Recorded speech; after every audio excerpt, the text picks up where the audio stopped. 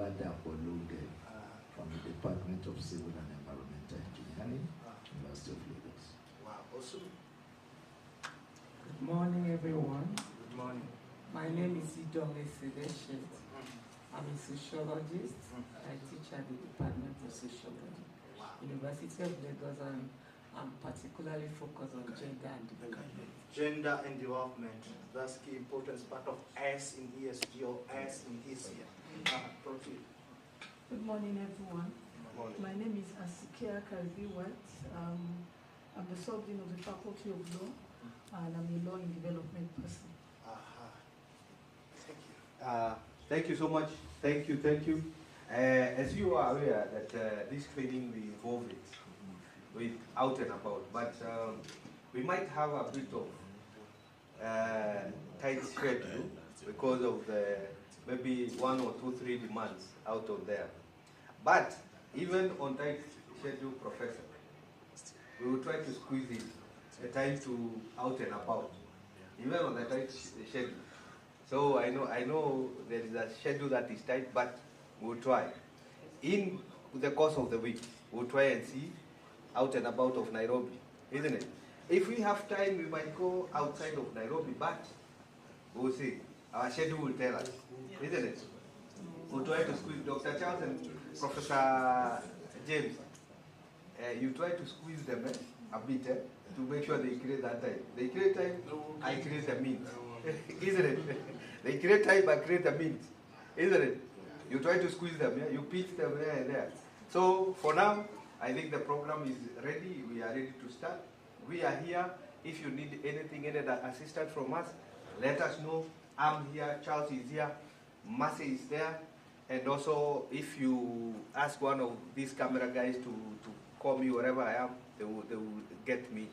Actually, let me just brief something. Being a teacher, I'm also in the field of psychology. My field is psychology. And also I've touched on social psychology part of it a lot. So being in that field, once upon a time, I was doing videography, graphics design, and all that.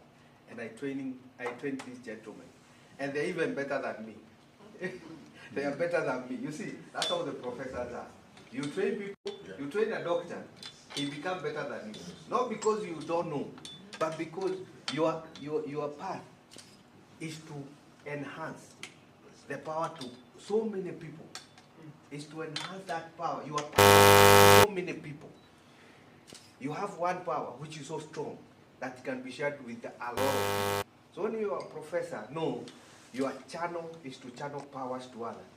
Not for them to become weak, to be even more powerful. And when you meet them, it's not to show them that, oh, you know I'm the one who, no. You tell them, be even better. You are not even better. You think you're better? Be even better than that, so that they can learn more. Yes, and so I'm thankful to see you guys here. I'm so honored and delighted. Enjoy the moment, any moment. I know we'll be out. I think when you are still going on with the training, get a cup of tea and drink when you are seated. It is there. And at around midday, around maybe 12:30, we can go for lunch at the restaurant where you had your lunch yesterday. We can have a lunch there at the restaurant, isn't it? And also at around 4 p.m. we'll have a cup of tea again. Okay? So I hope you enjoy and you enjoy food, isn't it? Yes. Karibuni sana. Asante sana. Yes. Thank you, our referent socials, psychologists. Colleagues, what's going to happen throughout our 4 or 5 days here is different from what has been happening for those who have been here with me for one program or the other. Why are we really here? Like I told the Vice Chancellor, to bring team of my faculty to be together. And if Mr. Loga is here, we'll say, need a meeting. And this is one of the way of creating that meeting. We are sending bodies out on these projects here. That will be an error from me. But there's a single person here who is not playing one role or the other. And what I do at the center is an error. Please, if you are the one, please alert me. So I can arrange your ticket to go back. Yes, thank you. No, don't worry. I'm seeing it. What is essence? Many of you have heard about procurement, environmental and social standards. My own experience with almost everybody except few, we don't seem to understand well. We're just doing what we are supposed to do. Or because I'm a professor of chemistry, I'm teaching chemistry. I'm doing sociology, I teach them sociology and find a way of tweaking it somehow. No. Environmental standard is totally different from environmental management. It's different from environmental engineering. So also it's not environmental science. Social standard is not social work, neither is it sociology, but they combine both. Procurement is a common word, which many of us actually didn't dwell in at all. By virtue of your training from your primary up to whatever you call it, whether your PhD or professor, we are holding. And I told the Vice Chancellor, this is one of the ways for me to bring my people together to really understand what we are really doing. And I'm saying it because sometimes we give project topics that are not in any way related to the core of what we are doing. So I want to teach by virtue of what you just see and just teach that. How do I distinguish a social standard student from a sociology student or social worker? How do I distinguish a environmental standard student from those who are doing environmental management, environmental chemistry, and so on? I ask you to introduce them briefly. Alani Rose we know, Oluseyi we know, Professor Lunge we know, and others. In the Department of Federal Ministry of Environment, where we get license to practice environmental impact assessment, management impact assessment, there are rules that guide it. This is where the standard actually comes from. Not just analysis of the chemistry and so on. What are those standards? Who are those who will be in charge tomorrow? As of today, many of us just find ourselves there. I did chemistry, I find myself there, then you start practicing. I did chemistry, I find myself there, I start doing it. I did economics, I find myself there. The one who actually give authority and the one you actually training today. Those environmental standards would not be the core person who actually walk about the standard. What's necessary? National environmental standards. How many of you have degree in that area? What do they mean? So anybody find themselves there, I'm in zoology, I'm in psychology, I'm in this, and I'm an expert in this area. Some people say I'm toxicology. Whereas they are not medical. They are not in chemistry to even know the toxic level of it too. Because that's what we find ourselves practicing. So the result of our coming together, stars and map, for us to actually have real understanding of where we are together. It's not the lecture itself, like I said from day one. Any of you could lead any of this lecture more than what we were going to do here. But we need to see how do we connect environmental and social standard, particularly with procurement, which is mentioned earlier. That if you have any projects, developmental projects in particular, so road construction, building work, dam, reservoir, power system, where do I come in? Where do you come in? Where will yourself become useful as an expert? And any of you could remember, there's none of you that was given a cover for what we are doing. We're not DLI, neither are we foundation school. Whereby when you teach, they pay you. Unfortunately, I didn't do that, and I will not do it. Because otherwise, it will not be sustainable. Because when the program or the project I'm running, with the support we are getting, finishes, how do you run the program? So that's one of the reasons why we are together. We need to have that understanding. And I'm sorry, I'm a little bit hot. It's only those who show interest on their own. Many have on their own drop out. And as they drop out, I was sharing with nobody. I become the happiest person. There's no point in lamenting or grumbling behind. Before you drop out, I'm ready to look for where I have to excuse you because you are not really doing the job. How can you have 5 scripts, you are not returning results? You have 2 students, 2 MSc or 3 MSc. Can't graduate them. You are not just in the normal system, you know we are killing, we are dying. And you know our work is so much. Dr. Asikia Karibi White, I want to thank you because in the okay, I don't know whether it's what we do. You finish exam, sometimes I won't allow her to go. So in fact, on our own, she will just let one of the office there. Because if she finish her marking, but the scripts are not many. Before you go to that, 1,000 scripts and so on. But sometimes you have to be begging for people to bring scripts. For this project, let me tell you, 6, twice minimum every year. And you see what bank team IVA comes to actually see what we are doing. If you can't give me your script as at when it's needed, you did your return when you are supposed to return. am I really getting the credit for from the World Bank and so on? You don't really know. It's not your fault. You do like normal way we are doing. Okay, oh, we are too busy. Okay, you know my chemistry is 1,000 students. I have not completed it. But you have only 3, which you have done both the same day and let it be off you. Or although I will thank you, I won't thank him. It has been my engine. I can only appreciate him more because thank you is not yet now for him. Let me tell you, I'm using him as case study because I'm lucky he was even sitting beside me. Anything we do is school of postgraduate studies. Unlike other centers, I make sure all our postgraduate studies go through postgraduate school. I refuse to do admission like other people do it in there. In fact, they wanted to give away. You can do it from your head. I said, no. What about if the project is no longer there? Are we going to continue that way? Let the thing be in line with the system. If I put a call now, send me to Professor Shinobi is not here, the dean of PG school. I should not even bother to tell him or call him. Before I say it, he's getting the job done. And you are here. If I've given you one dime of it. In fact, this is the first time he's traveling with us. Have you? Or have you come before? That's what you miss. Okay, so we came with management, managers. Okay. You see? Because I've come with different group. Let me say, the VCs, Vice Chancellor, the directors of different centers or bodies of university, those we felt could support the university system, support the Vice Chancellor to succeed in what they are doing. Not like leadership and so on. Some things were taken. But their problem is when they get back, are they able to actually change any narrative? We are still doing the normal thing we are doing. Some we won't complain. I remember sometimes somebody go, Prof, that money given to us was too small. Unfortunately for me, or unfortunately, me, I know this and a lot of you know.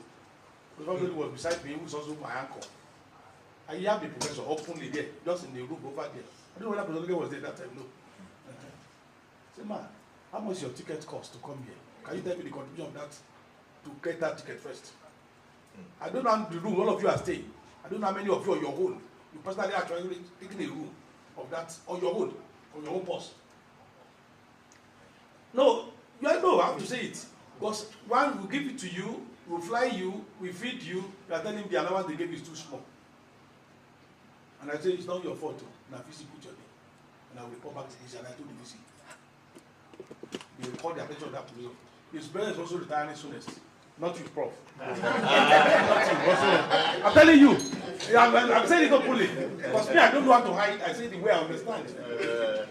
Not if you think it's a benefit for university to you, not for my own project too. Your own is to actually support the person to succeed in what has been given to you as a club chair, whatever you are chairing. So please, I'm sorry, I'm talking too much on this. We are not doing this. We are not doing this to actually hype you or give you. It's because you have worked without being paid. We are really paid for, like your normal cost for your department, and you continue to lament the salary is poor. No, we don't get salary here. We get all the opportunity. I go for conference. Boji, sometime where is he? Before he says he didn't see me. Because now I'm sorry, because I have to use some of my colleagues who are my examples. Sometimes you find it difficult to find that. You call and sometimes you will not reply. And I'll tell you, I will report to our boss, he's the one losing me, I won't beg her to do anything. But this time around, she's born again, not born again now. last it was about the last week, and this one was like a magic, Moji. God bless you. Other we have excuse. You know I'm too busy. Once you tell me you are too busy, in fact, to God will be the glory. I'm removing your name with time because you are busy truly. And one voice there where I say you should be available. And I quickly run to the VC. So it's like this guy is so busy. In fact, he was not responding to the messages and so on. Can we just leave her and put another name? Because I get clearance. But by the time you get to know, you start making noise. Some people went to Ibadan last year, Abi. Some of you are here, Abi. And I can see it on the head. It was when they came back from Ibadan, every other person started complaining. Prof, what is our own? Give us something. Me, I came there as a visitor, Abi. For those of you who are there, you know, I just drop in and move out. When they see the bag they carry, when the allowance they got, those who didn't go start regretting. But we put on general platform. We didn't receive anybody. But some didn't reply. Some say they are too busy. So I want to appeal to you. In the program we are doing, please just make yourself available naturally. If it's not possible for you to do, just on your own. Because I don't want anybody to break that. If anybody drop dead, the job will continue. HOD, you have so much load. Director, you have so much load. This man, Orolu, so much load. I was in the meeting, I think that's with us. when somebody was complaining about the Adewale, not our own, the former one who passed on. They were not complaining about our Adewale, that he was not responding to them adequately and so on. Say, oh, this guy is a lecturer like you, sir, prof. As you are teaching, is also teaching. And if he carry load, all of you, you need to refer back to him or the Amuda, director CITS, our result, our this and so on. And somebody is calling bitterly. See if they drop dead, like Adewale drop. The second term, when the children want to pay, it's no longer staff children. So please, let's know what we are doing. And let's respect ourselves for who we are. For me, I respect everybody without you knowing. I know what load you are carrying. I know the Professor Akewale, this man, in his own case, as the other stubborn person, it does no message to him. It's on the but I can go and sleep. He will do the job. He has finished his own lecture for undergraduates. Let me tell you people. Whereas some of you have not even started, you don't even know where to start. This man has finished. Because we are sharing lecture. He has passed body TV. Okay, I finished 7 months by 7 weeks, and they have finished truly. Where some of us have not even started. Because the member system. He was in Lisbon. I think he just came back by giving certificates recently. Thank you. When you say I'm a licensed expert, I laughed. But where are some of you to actually give you that opportunity to be there? Your excuses are just too many. I'm saying it. Because all those things you gain are yours and for betterment of yourself, family, and the system. Now we're in the conference briefly. Some of you are with me in the conference. At least in that same conference, I got 1 or 2 jobs from the European group and so on. They invited me for other projects. Where will it be your own turn? When will somebody call you? What will you demonstrate? You say, yes, can we invite this man to do that? And one thing I hate is when you want to bring interest, personal interest into the assignment you are doing. Once I notice that one, if I have my way, I will remove you. I'm sorry. I mean, it's not personal because somebody's my cousin or my brother, you want to be acting it. That's a way I will actually draw line. Because this thing belongs to all, equity. Give everybody the same opportunity, the same window. On their own, they will reject themselves. So here we are going to do these lectures because we want to be able to teach procurement very well later, environmental standard very well later, bring case study. Amos was telling us earlier it may be a little bit tight. Yes, it's very correct. For those of you who have been here before, we start by 9, sometimes by 2, we say we are closing, let people go and relax. But this one is going to be different.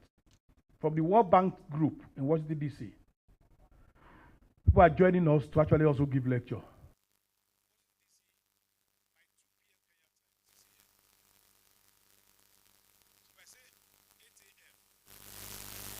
Almost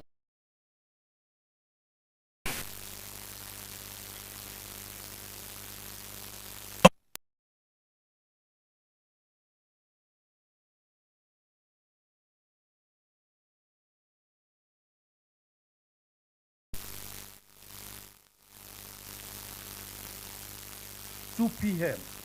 The person from Washington DC will pick up. That's why you are some of these gadgets. And they will be teaching us based on the standards, the perspective from IFC and the World Bank.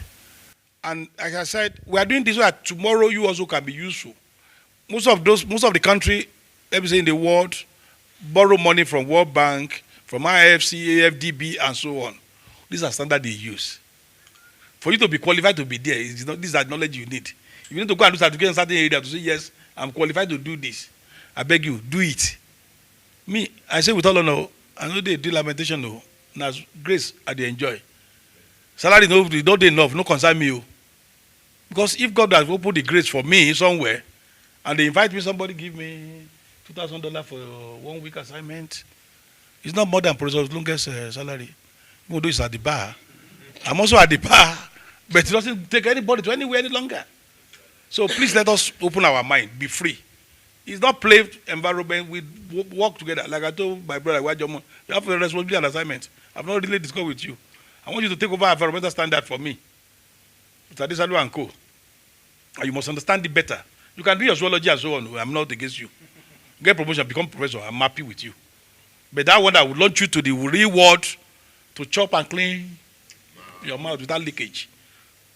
I think I will support you, me as a person, God granted me.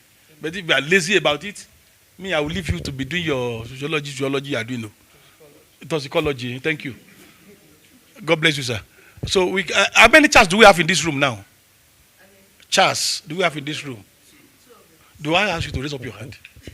Because just to be sure that we listen to our names. Thank you. So we can start our lecture, sir. Thank you. Why can't you? Do you clap in your country? Okay.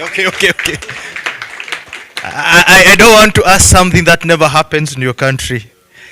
Awesome. If you clap for me now. Okay.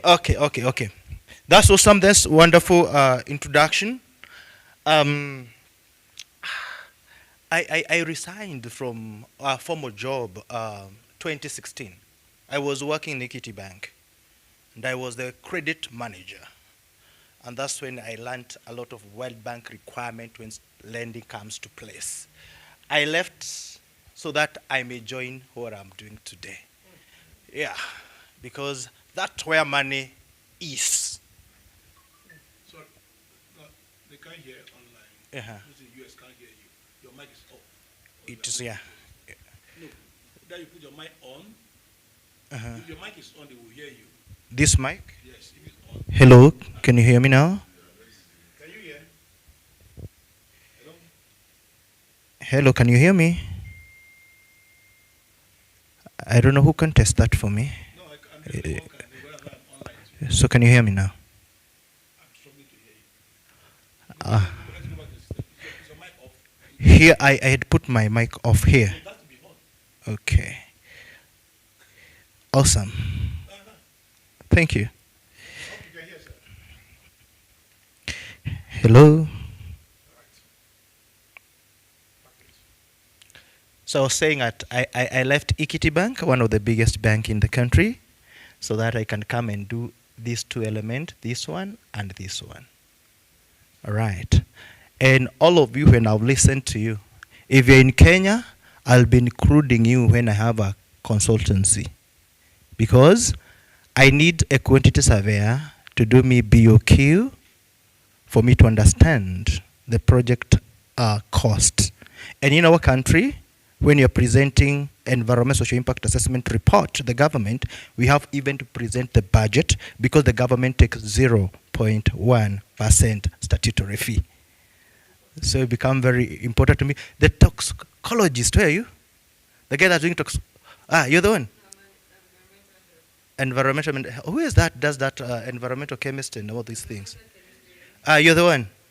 When I'm doing now environmental auditing, I take a lot of water sample, soil sample, take them to the lab. They do for me that toxicology thing. Me is to interpret. You is to do that work. So I require you. Economist, where are you? Great. When we are doing a RAP, resettlement action plan, we need to do quantification of all that, including the sociologist, where are you? Yeah? Yes. So, at the end of the day, as Prof have said, we are here so that we can make ourselves better. It's a little bit different from the academic point of view. Ours is more of application of the standards. Is it true?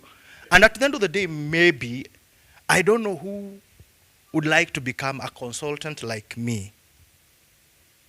Because other than just teaching and lecturing this, it can also add you some few coin if you become a consultant. Is that true? Now that you're there in the World Bank and African Development Bank, in near future they'll be looking for you to do all these environmental social impact assessment, occupational health and safety, the RAP, the JD, is it Jesse or the JD? The people in gender, equity, inclusion, and what have you. Yeah? Okay. Allow us to go quickly to maybe the objective of Guy, your gadget's not working.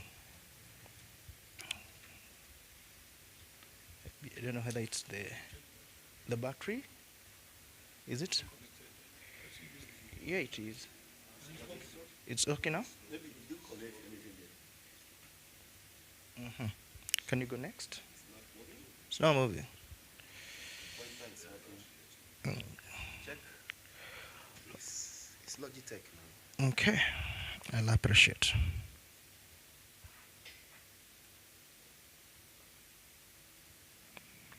You want me to move manually? Okay, it's okay now. Thank you. Thank you. Awesome. There are so many connections in my slides, but that's okay. When I was thinking about this training, these are some of the training objectives that you were able to come up with. Number one, we are here to enhance yourself to understand of the procurement processes aligned with environmental and social standards. We will discuss that one at length. Then you're going to see how we can be able to build capacity in integrating sustainability into procurement and project management, a little bit about this. Then to strengthen the compliance with international and national regulatory framework, World Bank, African Development Bank, and the rest. Then to provide practical tools for auditing, monitoring, and reporting. We'll be talking about something like environmental auditing, occupational auditing, and so on and so forth. Then finally, to foster organizational resilience through sustainable practices. We'll be sharing quite a number of case studies and how things are happening. So allow me to look at maybe our first module's agenda, and we'll be looking at the foundations of sustainable procurement and key standards. And what we'll be looking at today is procurement shift from the cost to value. We'll be looking at that. Then you're going to look at the core concepts like sustainability, green, social responsibility, and ESG, which is environmental social governance. Then you're going to look at some of the key standards from the World Bank as well as from the International Finance Corporation, Equita Principle, and so on and so forth. So maybe because of time factor, we all understand about procurement. Procurement is just about who will provide services and goods to our organization, to our program, to our project. Is it true? It's about acquiring. But now, how we acquire this plays a big role. And traditionally, when we were doing procurement, we were just looking at who will offer at the lowest cost, who is the most efficient, and who is complying. And every time when I am doing a tender, I'm very sensitive about the budget. And sometimes when they're doing the evaluation, there's a certain percentage that is weighed against the budget. But now, when we are looking currently on what has brought us here, we want to shift a little bit from the traditional way of doing procurement into a modern way of doing it. And looking from the current way of doing it or the modern way of doing it, we are talking about a strategic driver of sustainability when it's come to the procurement. We are talking about innovation and also the social impact. When we talk about sustainability, we're going to be talking more of environmental issues. How can we come up with the innovation so that we can be able to reduce the impact that can result from the processes of procurement, and how we can be able to check on the issues to do with the social impact. And therefore, we'll be talking more of environmental and social issues when it comes to current sustainable procurement. Look, for example, the illustration that I'm having here. In your country's Public Procurement Act, it emphasizes a lot on transparency. Why the transparency is very important? Because we would like to know if, for example, we are procuring cement from your organization, what is the process that cement has gone through before it reaches me in terms of production? During production, what's the carbon footprint? What are the people working in that organization? What is the issue to do with ethics, like governance, like composition of the CEOs on whoever is the top there, the issue to do with corruption and everything. Because at the end of the day, by the time you get that product at your workplace, it has gone through a certain process. Then it's about us to ask ourselves, in each and every process of that product, what the impact it has on the environment or the impact it has on the people. That's very key and very, very important. And therefore, this aspect of transparency plays a very big role. In a regional component, in African Union Agenda 2063 promotes sustainable development. Of course, we are talking about the sustainable goal, and everything is geared towards sustainable development. And therefore, you're asking yourself, how can we bend the issues of procurement to ensure that we get there? And internationally, the United Nations agencies are requesting that we integrate sustainability clauses in all the tenders that we are doing. And I believe some of you prepares the tender. Is it true? The tender document. I don't know. By the way, are you more in teaching or in practical doing? Yeah? Both. How many of us are licensed? By the way, in your country, do you get like licensed environmental impact assessment personnel? Aha. Do you have like licensed occupational health and safety people? Because here in Kenya, for example, for me to become an environmental impact assessment officer or expert, other than what I did in my undergraduate and my postgraduate, I had to go back to the university or to the institution that have been mandated by the government to train on safeguards. And I also does the same. When you come to Jomo Kenyatta University of Agriculture, I have like a small department where I teach short courses on environmental social impact assessment and also occupational health and safety. Specifically not because of gaining a degree, but getting the concept, and also it is required by the government that you have that short course certificate before you get licensed. Sorry, let me just come in at that point. Yep. That's the essence of the center as of today. That's the essence of that's actually what government is promoting. We are 6 as of today. If you are practicing and you have not come to any of the 6, they will soon drop you. So I want my colleague to know all this. I am these ideas to know. I know your lies here. The man says gradually become expert in procurement. He has done one level of certification in procurement. He had done short courses. And when he got online, he was surprised when they asked him, you have to upload that certificate. And that is why you see at the center, but at least short courses, which actually give me the money, because they don't pay. Almost everywhere in the country today, outside the country, Ayala is always with me on that. You see everybody coming back to it. What they've done the other center, in order for them to pass the qualifying exam, they want to now come to UNILAG to do the UNILAG own. Because we don't compromise that quality. Others don't mind give you certificates. But when it comes to the point where they will be tested, and they are looking for the certificates, they now come to UNILAG, please train us so that we can pass the exam. So these are what all of us are here for. So if you are doing it and you've not done all those basic things yourself, if you like be a professor, no concern me. When they drop you in future, it's not anybody's fault. Because that's government policy as of today, Federal Government of Nigeria. It's not about UNILAG. So if you don't know before, please get to know. Here, Department of Federal Ministry of Environment, but those of you in environment, other body had come up by Act of Parliament on environmental license itself. Here, what we enjoy there because it's established by Act, ministry is by policy, and we can be removed at any time. It's a department within a government establishment, and that ministry can be changed, the name can be changed at any time. So I'm encouraging all of us, if you want to be a practitioner, licensed one, you must know what you need to do to quickly get all those basic things. You may be better than whatever they're asking, but get it now. Thank you. Awesome. That's a good one. Maybe from Kenya, because you're also internationally recognized, in case you'd like to get license from our side, I can create a collaboration between you and Jomo Kenyatta University of Agriculture and Technology. And I know they are very well set on your side on how they can do those short courses, but somebody might think to try outside else. We are here. You can connect with me. I can take you through that. We have our own act when it comes to the matter environment and social impact assessment. We have what we call Environmental Management Coordination Act of 1999 of Kenya. When it comes to the matters environmental, when it comes to the matters occupational health and safety, we have Occupational Health and Safety Act of 2007. So it's not just done by the ministry, it's something that is entrenched in the constitution. Allow me look a little bit when you're talking about procurement, how we can be able to be moving from just mere cost to value.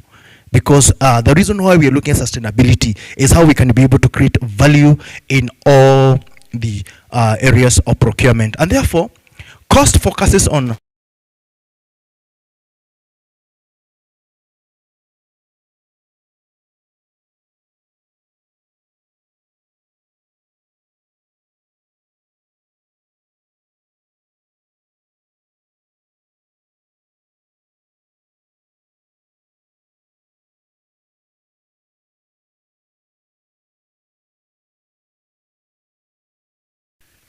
So we really and how the life.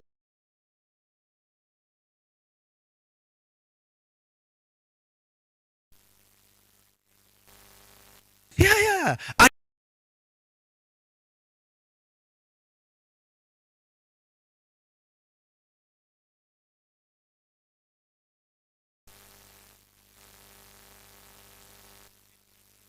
can you be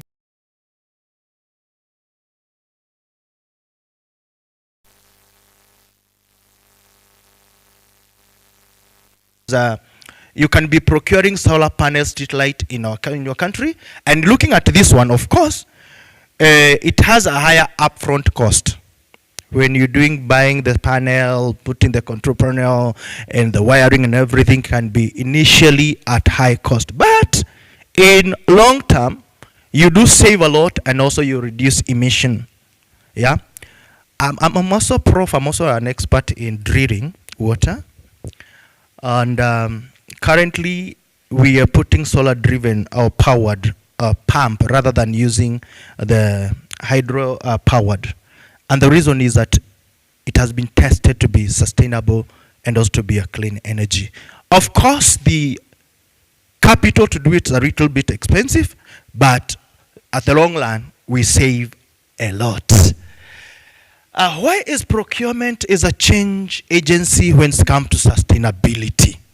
Because it's also good to ask ourselves, why do you want to put a lot of effort on procurement in matters sustainability? We are saying procurement shapes supply chains by demanding sustainable practices. That's the reason why, for example, if I'm procuring product from your organization, I want to come and see what are the carbon footprint you cause by producing that product. How do you treat your employee? How is the governance? Who make decisions? Because if you don't make the decision concerning sustainability, there will not be allocation of resources for matters to do with sustainability. Therefore, supply chains demand sustainable practices. Then the other thing is that it encourages suppliers to innovate. And this comes by encouraging coming up with eco-friendly packaging. You people, when you came to our country, did you see any polythene paper lying around here? A few years ago, it was chaotic. Immediately you land into the airport, you'll confuse the birds and with the papers in the air. You could tell what's the bird, which birds are the papers, because they were flying all over. But our government, when realized that this is a menace, we stopped production of the polythene bags. And now we encourage the innovators to come up with eco-friendly, biodegradable materials. Is it true? So that's also very, very important. The other thing is coming up with the renewable energy. We also want to know that the companies that are producing the good that you're buying from them, they are also maybe making use of the solar or any other form of renewable energy. In our country, we are lucky enough. We are using the wind energy, hydroelectric energy, and also we are using the geothermal energy. Very soon, the government is planning on how to make use of nuclear energy. The questions about us environmentalists to ask ourselves, how safe are we? You know? Because, you know, our neighbors are the Somalis. You know? And sometimes these guys can decide to do anything weird anytime. All right? But we are praying that wherever the plant will be located, we'll be safe. But it can be a target. Is it true? So we are working on that. The other reason why procurement is a change agency is that it's built trust with the community and stakeholders. I'll be giving a case study of a big organization around where I live called Kakuzi. Kakuzi is an agricultural farm that does production of avocados. I don't know if there's avocados in Nigeria. Pineapples, and also the rare animals.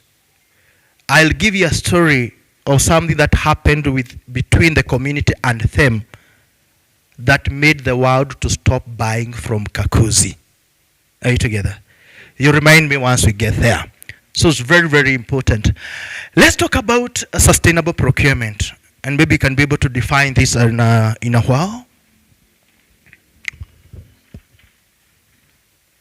And we are saying that sustainable procurement integrates environmental, social, and economic considerations.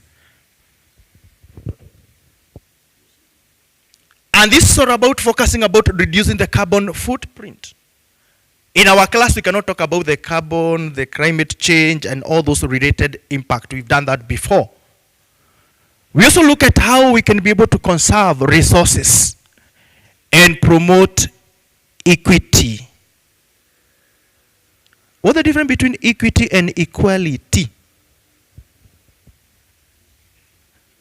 Dons. Equity and equality, what's the difference? Because sometimes we say equality, sometimes we say equity. What's the difference?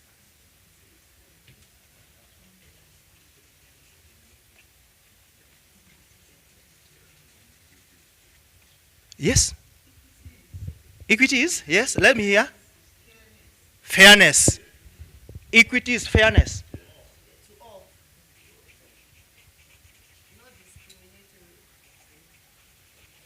What about equality? Sorry? You are repeating the same word. Same level. Uh-huh. More equal than others?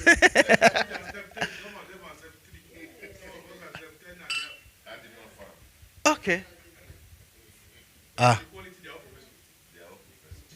Assume there are some two guys here. I'm not very good in drawing. Kindly forgive me.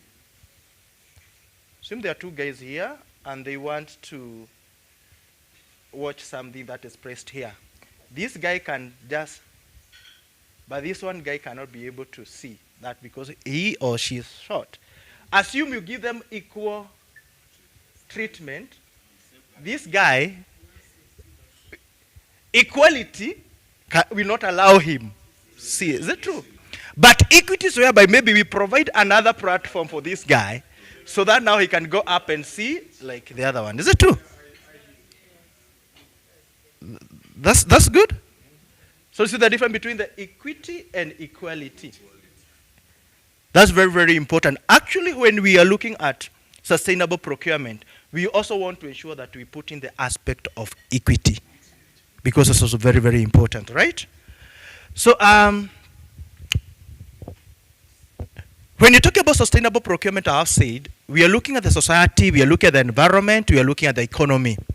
On the society, we are looking on the aspect of health and safety. And that's why occupational health and safety comes in handy. Yes. Uh-huh.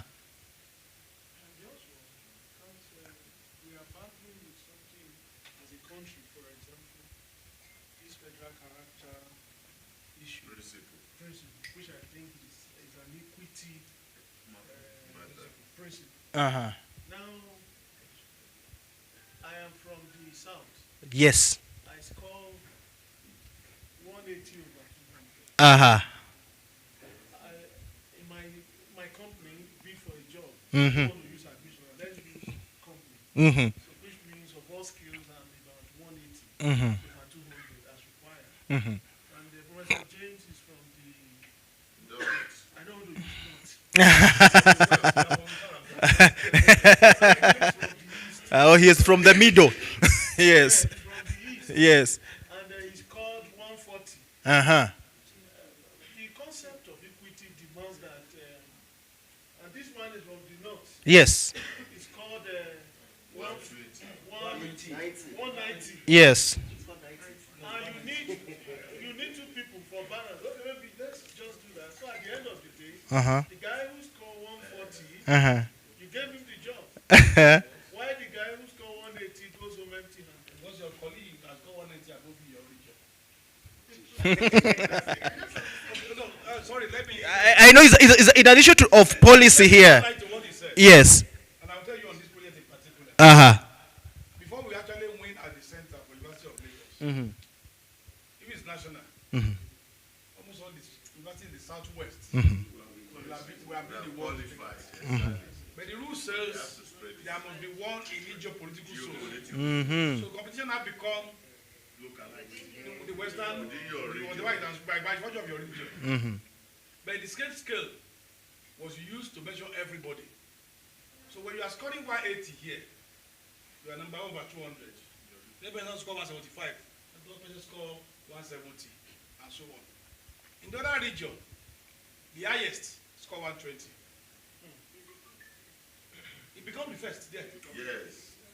Definitely yes. 140 here cannot even, or 120 cannot even, or 140 here cannot even get anything. So when it comes to equity in particular, value selection, that would be the guiding rule. Yeah. So when it comes to procurement, which you're actually referring to, no. In procurement, the scale will be given. And it will be the same scale for everybody. Yes. Same scale. For procurement is equality, not equity. No. It is the same scale, the same yardstick will be given to you. Yeah. Now, is your company registered? Mhm. Yes. Mhm. Do you have license to practice? Yes or no? Yes or no? Do you have academic qualification to this level? Yes or no? You're a PhD holder, I'm a PhD holder, I'm a PhD holder. Are we not equal on that level? You are. All of us can drive, yes sir. Mhm. Your driver's license still Valid. alive or has expired? Yours has expired, mine is alive. Uh-huh. Does it stop you from being able to drive? No. But you have no license to practice. I have license to practice. I'll get the job. You will not get any longer. But it's on the same scale. So when you come to the procurement itself, that's whenever it's public procurement, that rule will be the same for everybody. You're from the north, south, and so on. That one will not bring to idea of the equity of give everybody the same reason, no. And the general consideration, no. On federal character will not come.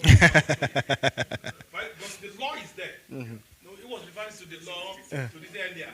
Is that law that becomes the standard? Yeah. And I'm happy we are raising this. You must know the standard that guide what you are doing. When the standard is subject of your political zone, you must know, and you work towards that. When the standard is national, it is the same. Your admission, you have admission advanced state. You have quota system for your state in the catchment area. What is equity in that? That's the political zone, federal character. When somebody who score higher cannot get it because from my state. And somebody from your state, now you know they read again now. This business, score low and they say, oh, the cutoff is now 72, general merit, but for your state it's now 64. Whereas my catchment in my own is 70. Somebody who scores 64 cannot come, 65 they cannot come in. So it's just a part of that balance, that federal character in activity. But when it comes to procurement, like when you talk about sustainable procurement, and I'm happy with these three things, you know that society remains zero standard, actually zero standard. You're right. It is the environmental standard. And in the zero standard, where you see that allusion involving the settlement, that's why we call it quality and learning inclusion. Self-empowerment and learning, that's why you come labor and working condition. Professor Akinwale. The community health and safety is the first one. Yeah. By the time you get to the standard, you see all those things, stand alone. As standard. Sure. But not many of us know this thing, you don't find out where you are doing it. Thank you. Please just go ahead. Thank you. Yes. You're right. Procurement is still of equal equity. Yeah, that is where I'm having concern here. They promote equity. Equity is what provide. I want to. That's equity now. Yeah, That's equity. it's not procurement is not about equality. Yes, it's equity. It's the same rule.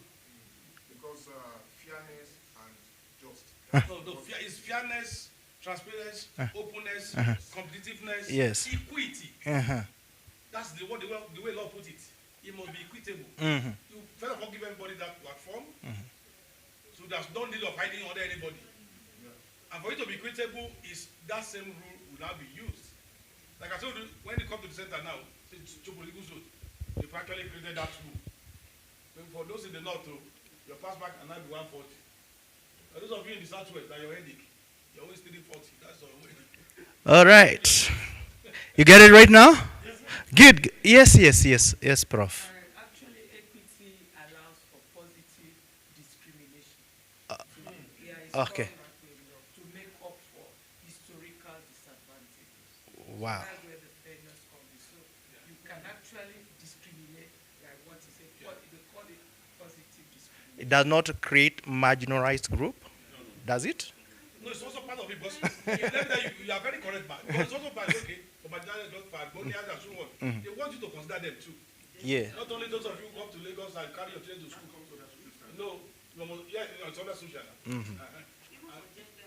Yeah, gender, yes. Like here now, I don't know whether we are gender balanced or not. We are not. We are not. Yeah, I don't know. Okay, for the interest of time, we can proceed here. We also, when you look at the society, we look at the rights of the employees. Right? What, 6 over what? They say I must have 25% of women. Is that 6 over 19 up to 25%? All right. In our constitution, we talk of a third. That's what the project is. Yes. I didn't even think of that when I was I heard someone say we're not gender balanced, Mm-hmm. and I want to call our attention to the proportion of women in academics Mm-hmm. currently available Mm-hmm. compared with the proportion of men in academics. Mm-hmm. So what's the percentage and what's the ratio? Mm-hmm. And basically, the men in academics Mm-hmm. outweigh Mhm. their women counterparts. Uh-huh. And when we look at that proportionate distribution, Mm-hmm. it may not be correct Mhm. to say that the number of women in this group Mm-hmm. is not gender balanced. Uh-huh.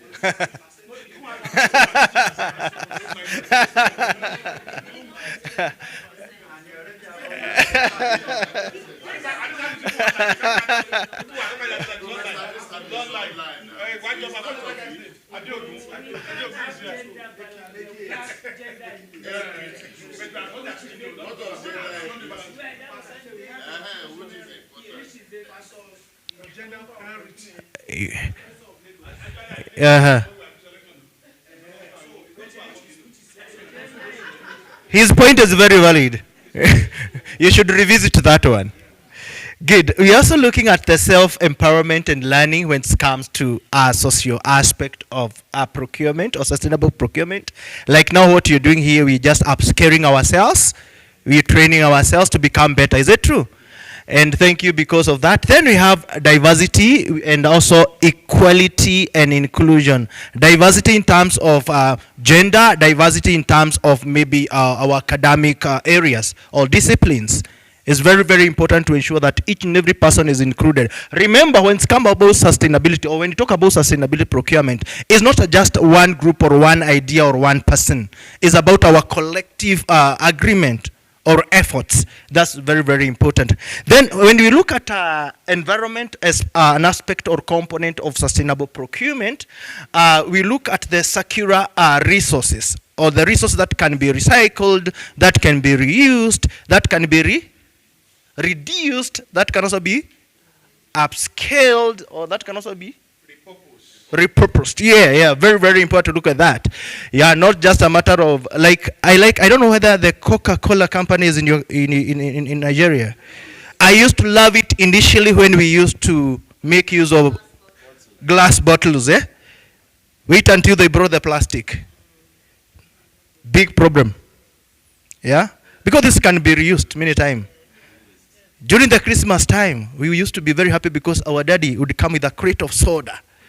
But he'll tell us, I've left some deposit at the depot. Because in case we don't return, you understand? But once you're given a plastic one, you make use of it, then you kick it out of you. Yeah. Actually, we have a very good recycling plant at Jomo Kenyatta University of Agriculture. It's there powerfully. I do for the university the auditing, both the environmental and occupational health and safety. Then we also look at the component of carbon footprint. We've explained about that one. Then energy efficiency. There's somebody who's in energy here? Yeah. You know, currently here we call them some intelligent bulb, or the sensor motion bulb. Yeah. I think we should be doing that. Awesome.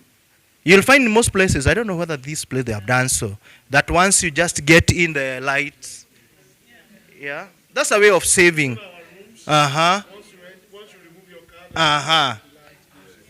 So we are doing better on that line. Is that true? Is that what you're doing back in Lagos? Yeah. Are you doing that in your offices? Or you have to manually say, switch off the light when you're not here? Okay. Excuse me, one of the things we discussed yesterday is Uh-huh. the spirit of sustainability. Uh-huh. Yes, and like you said, that the initial capital, Uh-huh. like the CapEx, Yes. can be high. For example, we're discussing our university, Mm-hmm. how we could implement such that Mm-hmm. once you are going out, the key to your office Yeah, is that card. Yeah. So once you remove the key, Mhm. the light goes off. Correct. So, but the amount of money That needed to do that. that is required to implement such Uh-huh. a system, Uh-huh. the initial capital, Uh-huh. who's going to provide it? That's why you're here. You can write a proposal to the World Bank. What are you doing in your offices? Come up with a clean idea or program. Make it a proposal. Write it well. Ask them to give you money because you want to become sustainable. Oh, that's a big problem? I have a question. Yes. So, I want to ask, Yes. regarding the composition, Mm-hmm. I want us to compare bottle and plastic. Correct. Which one has a longer period of Decomposition. Uh-huh. between bottle and plastic? Uh-huh. In case Uh-huh. the bottle end up in the environment, Uh-huh. the plastic end up in the environment, Uh-huh. how long Uh-huh. does it take the bottle? Does the bottle even decompose? Uh-huh. Then does plastic decompose? Uh-huh. How long does it take? So for glass and plastic, Uh-huh. it has additives like plasticizers Uh-huh. and organic compounds that are pollutants in the environment. This is borosilicate and can put silica goes into the soil. Yes. So at the long-term effect, the environment is going to be impacted by the plastic because of the plasticizers and additives. But this is just borosilicate glass and it can go into the soil. I almost said hallelujah. Yes. You got it right? Thank you for that. Then we talk about waste and land use. Of course, the management of waste. We have quite a number of landfills. I was taking through the same to the guys in Gambia. And the guys in Gambia, they were telling me that on a monthly basis, they burn like 10 tons of papers from all the municipalities and the universities. Then I asked them, this is money you're burning. If it weren't for the distance, I would be going to collect all their paper waste to our country. But the distance is a big thing. Then the other issue is about hazardous material. In our country, our government is telling us to remove all the asbestos roofings. I don't know whether it's happening in your country. Yeah, because they are carcinogenic. Asbestos, all right? But initially, this is what our colonial government used to roof with. Like in each and every government institution, the hospitals, the schools, they are roofed using the asbestos roofing. And when we came to realize, by the way, in our country, cancer is killing so many people than any other thing. I don't know whether cancer is a menace in your country. It's everywhere. And actually, we found, the carcinogenic effect of the asbestos could be a contributing factor. Because we drink rainwater. Exactly. Whereas when I come to people, I tell people, as part of sustainability, let's do rainwater harvesting, not knowing that we are harvesting poison. Mm-hmm. You understand? So it's also very important to understand the aspect of hazardous materials. Then on the aspect of economy, maybe the economists should tell us here, we talk about fair business conduct, fair competition, good standard of products, quality products. We just talked about the issue to do with the cancer here. I've seen around our agriculturists around this place, people will spray chemicals to vegetables, fruit, and every other thing to kill the insect, expecting us not to die when they consume the same. The toxicologist person tell us about the residue effect. Is it true? There's no way we can clear that poison 100%. We need to become more innovative and ask ourselves the best way out. Otherwise, we will finish ourselves. Okay, we are here to learn so many other things. The other thing is about the local economic impact, whereby whatever things you're doing, procuring, should be at the well-being of all people. In our country, there's what we call economic stimulus projects, especially as a government intervention to places that are not well developed. We go start like a trading area, or we do like currently our president is very happy doing affordable housing. If you go to each and every town, you see mushrooming of flats and building up and down. But what is happening is that within that locality, we are feeling the effect, the ripple effect. The money is coming. The guys that are employed, they're also doing their own things, and we are happy about that. The intention here is to uplift the economy of that area. So even when we are doing that kind of procurement, we should look at that thing. Then the consumer well-being, we cannot stop talking about the whole well-being of human being, people, the community, the workers, and everyone as we connect it with health and safety. The other aspect of economy is the issues to do with anti-bribery. The reason why we allow bad things to get into maybe our workplaces or into our economy is because of bribery. I was told there was a time a big ship came to Kenya carrying toxic waste, invited by a certain politician, and it was disguised as some good for people. Then when it was dumped, it was realized that it was radioactive, you know. But this, of course, it went through the port because of bribery. I know when it's come to the matters of corruption, our country and US, we are brothers. We are brothers, but may the Lord God help us. The other aspect is money laundering. We should also ensure that we are not cleaning money through procurement process. Yeah, you get pilot money, you come and take it the economy through buying maybe some product. So when we're talking about sustainable development, we are looking specifically on the, procurement. We are looking specifically for society, environment, and economy. An example here is that in your country, the government can bring about hybrid buses for public transport. I don't know whether when you moved around our country, you've seen that you're using now EV vehicles.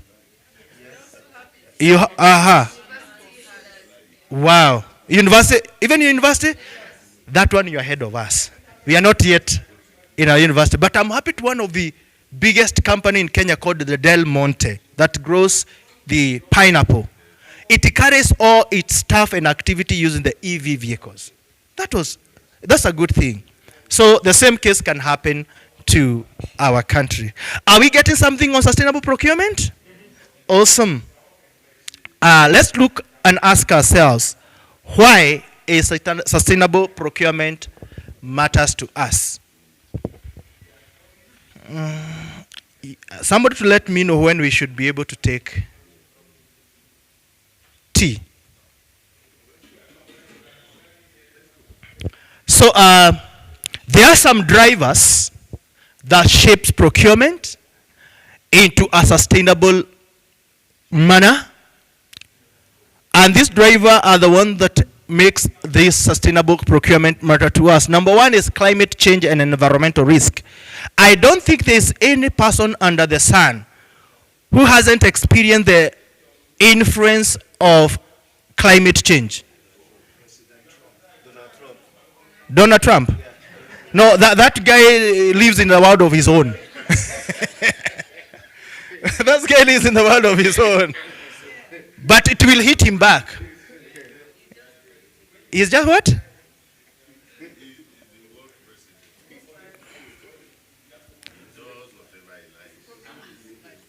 No, I think that guy, we need to study that guy and come up with some recommendation. The other aspect about procurement of the driver is social inclusion.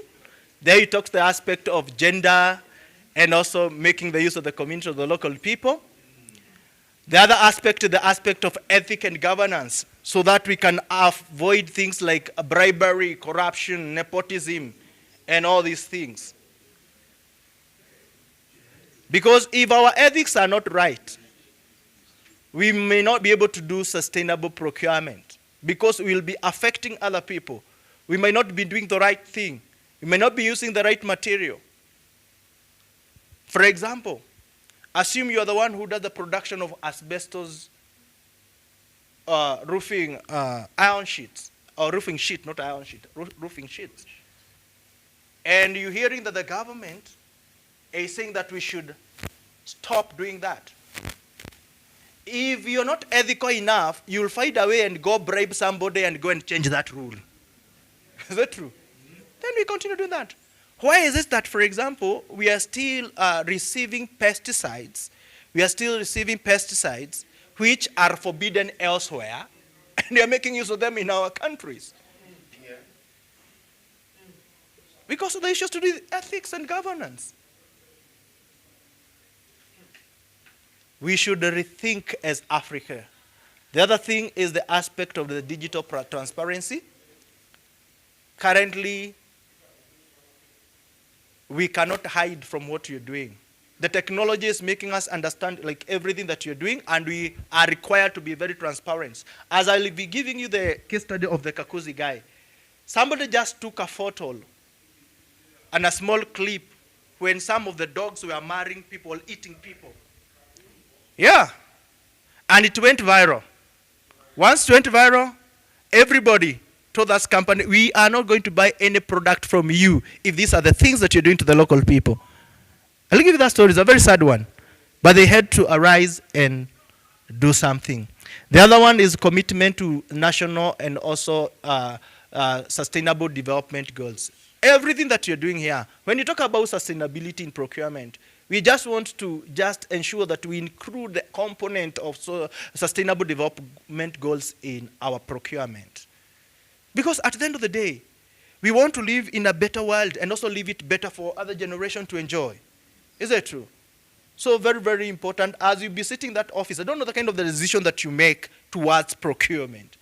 But in anything, let's make it sustainable. We are going to be looking at how we can be able now to put these clauses in our tender document or in our contractual document. Because that's only one way that we can ensure sustainability happens. So that's very, very important. Maybe a component of sustainable procurement is what we call green procurement. You know, green procurement is whereby you are able to purchase products and services that cause minimal adverse environmental impact.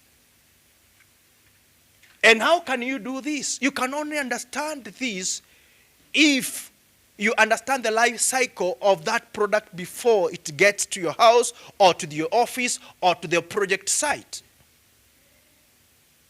It's good to go and check, how is it produced? Are these people using environmental and social safeguards? Are they making use of environmental impact assessment report that was done before they started doing their activities? Are they following up with environmental and social management plans and monitoring plans? If you go there, would you find maybe issues that can cause adverse environmental impact? It's always good to check. And by the time we're done with this training, I'll show you how to do those checks, because it's very important. It also incorporates human health and environmental concerns in the search of high quality products and services at competitive prices. Most of the wastes that we produce maybe in our schools or in our project sites or at our home, they are as a result of us buying from somewhere else. Is that true? But what if we purchase things that we are sure they are not going to add more into the waste stream? Those are some things to think when you're talking about green procurement. And the major criteria to look at this is when we are purchasing things that are recyclable. Is it true? We talk about recycling. We look at the products that are energy efficient, as well as those have low emissions. Can you give an example here maybe for your country? you can like procure biodegradable packaging materials. Like the way we do here in Kenya. Our packaging, I don't know whether you have any packaging papers. They are biodegradable. They are not just the polythene one and the what? Those people who done the chemistry, they are called what? And also, we observed that during our flight from Lagos to Nairobi via Kenya Airways, most of the items served to us, most especially the fork, knife, all made of wood. Yes. Because they are biodegradable. Initially, we used to have the plastics. Yes, we used to have the plastics.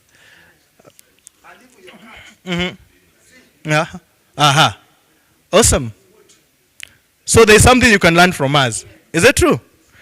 Please, once you go back to university, once you sit down, try to come up with such kind of proposals. Wow.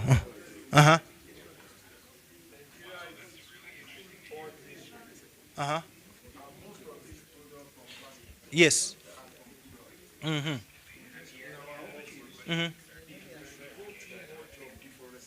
Yes. No. Okay. Somebody say something here. So what I'm saying is that the only thing we can encourage is recycling.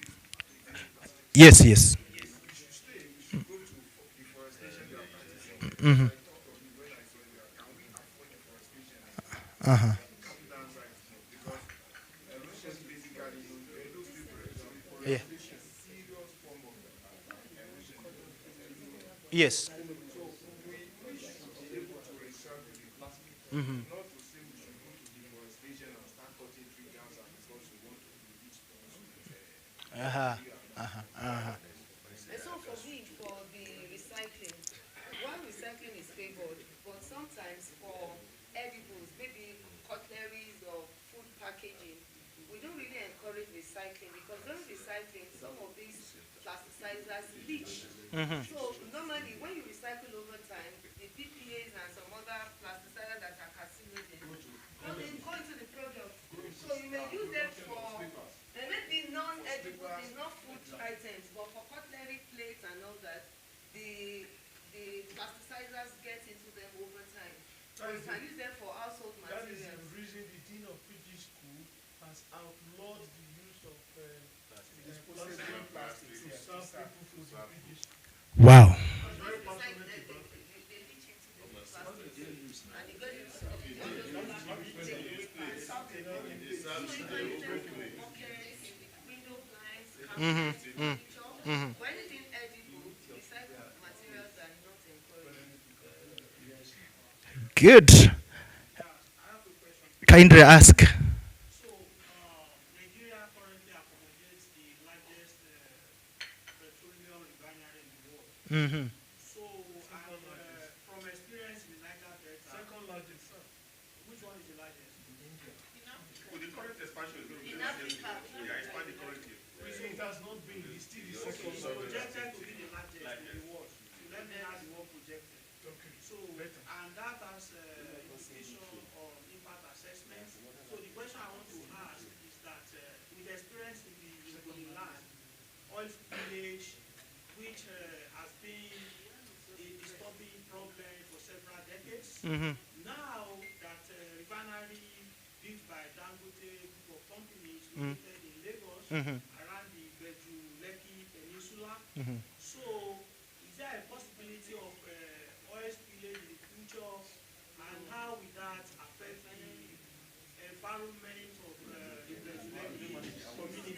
So, what safeguard measures we need to put in place in order to prevent the occurrence Yeah. of what happened in Ogoniland? Correct.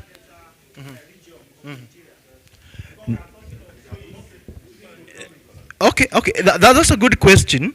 But I believe the company, the Dangote company that is doing all that work, will be talking something called the ESG, which is a requirement by all companies to adhere to and comply to environmental and social government criteria. And even if there's nobody may be watching from your country, somebody, a big brother somewhere is watching what you're doing. And now what will happen is that they'll get pressure from all sides to ensure that they put everything in place. In environment, there's something that we call the polluter pays principle. Right? Once you cause the pollutional damage, it's upon you to come and clean it up. And if we put right policies in our country, we can make those guys comply. Of course, the issues to do with oil spill, they can happen. But if somebody is responsible enough, we can mitigate the impact that results from the same. All right? You have to say something? Sorry, before you speak on that, I'm sorry. There's great difference between refinery and exploration. Yes. In Lagos, you just mentioned, sir, a lot of tank farms. If you think of them, why they got mostly there, the way you just came out. If there's any leakage down to underground from the tank farm or so, it's even from refinery. There's likelihood of leakages like you are saying, hospital, but it may not be as you are referring to. And like he said, I had the privilege of being involved in some of small projects like that and so on. Before that refinery is actually set up, the comprehensive ESIA was carried out. Correct. You were talking about ESMP.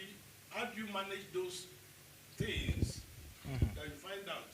How do you mitigate it to allow to set it up? You get to pay polluter pay principle. If you are found guilty of that, apart from next year,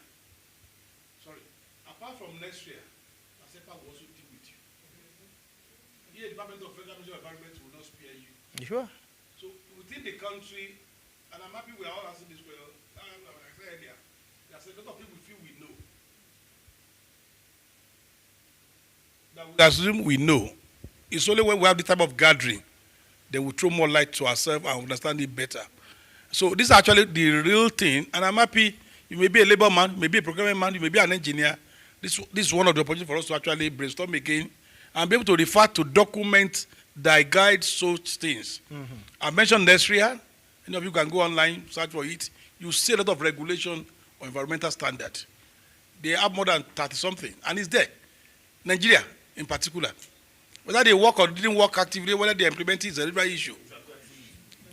I'm telling you, just go to Nesria and Google it now. Go and see their regulation. There's no area. Even if you sneeze, we monitor and do that. Lasepa in Lagos. I will give you an example. A church. Let me not mention for the fear of unknown. The sound giving became a noise to me. Oluseyi, you understand what I'm saying? President and co. To them, hello, you are praying. That's not bad. But that sound is above the decibel. Allowed by law. I reported. They came to actually do wonderful to the church. I'm sorry. Again. The church has to actually adjust itself to make sure. What is the meaning? It's not praise the Lord. I will call they are all the same. God bless you, sir. I don't want to throw that light so that we can understand it. Okay. Thank you. I don't know whether in Nigeria, do you have land and environmental courts? Courts, yeah. Here we have specific court that deals with matters land and environment. And that's where all these issues we report to. Of course, like him, he could have reported to me through our NEMA. All right? And of course, I will come back after reporting with my machine to check the decibels. So to avoid any malicious,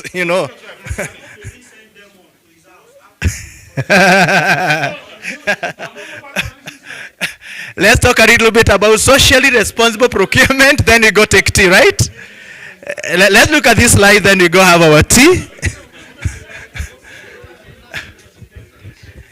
We are talking about socially responsible procurement. Okay. I'm here now. You know I was a teacher. And when I was a teacher, I used to cane. Kindly look at me here. Yeah. Yeah, exactly. We are talking about socially responsible procurement, and this whereby we are able to ensure fair labor, When you talk about fair labor, we're talking about the remuneration, we are talking about promotions. Those are very important. Then you talk about diversity, ensuring that everybody is included, inclusion, as well as the community benefit when it comes to the matters. Procurement. Look at the example that I've given here. A school. Do you have school feeding program in Nigeria? So that I may not bring on my own things. You do? And is education free for primary kid in your country? Yeah. Even us, it used to be very free. But when our president started greeting your president, everything changed. So look here, ladies and gentlemen. Nigerian school feeding program sourcing from the local farmers. It ensures that community benefit, it ensures inclusion and also diversity. Look from the regional point of view. There is an organization called BBE in South Africa, whereby it has procurement policies. I am talking now. From my home to this place is 2 hours drive. If you make noise, I'll go back home.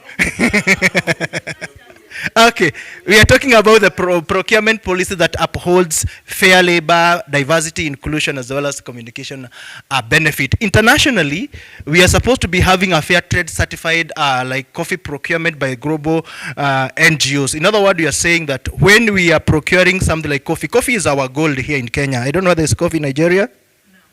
No, coffee is our best, and it goes to brand the other coffees elsewhere. So that fair trade is very important so that we ensure that all the components relating to coffee procurement, it has fair labor, diversity, inclusion, and also it benefits the community. I am one of the beneficiaries of coffee. When I was growing up, our parents were growing coffee, and actually it did us well until policies changed. And now somebody came and took over, and the coffee was rendered as one of the useless products we had. We had to uproot sometimes and plant napier grass for our cows because milk was becoming now a better product than coffee.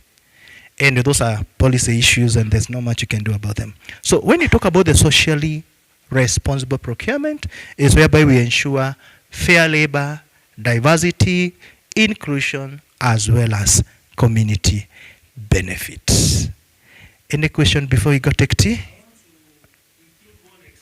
Mm-hmm. In Nigeria, in 2010, under Goodluck Jonathan administration, so the government formulated the policy on local content for dairy companies by mandating them to source 10% of their raw materials locally. And that policy affected Friesland Campina because Nigeria is the largest market for Friesland Campina Wampo, a Dutch dairy company in Nigeria. And before that policy was implemented, the company was importing virtually all its raw materials. Yes. So, because of that policy now, the company was forced to source raw milk locally. Unfortunately, 98% of cattle in Nigeria belongs to the Fulani. And those cattle are not traditionally reared for milk production. Yes. And the company needed milk.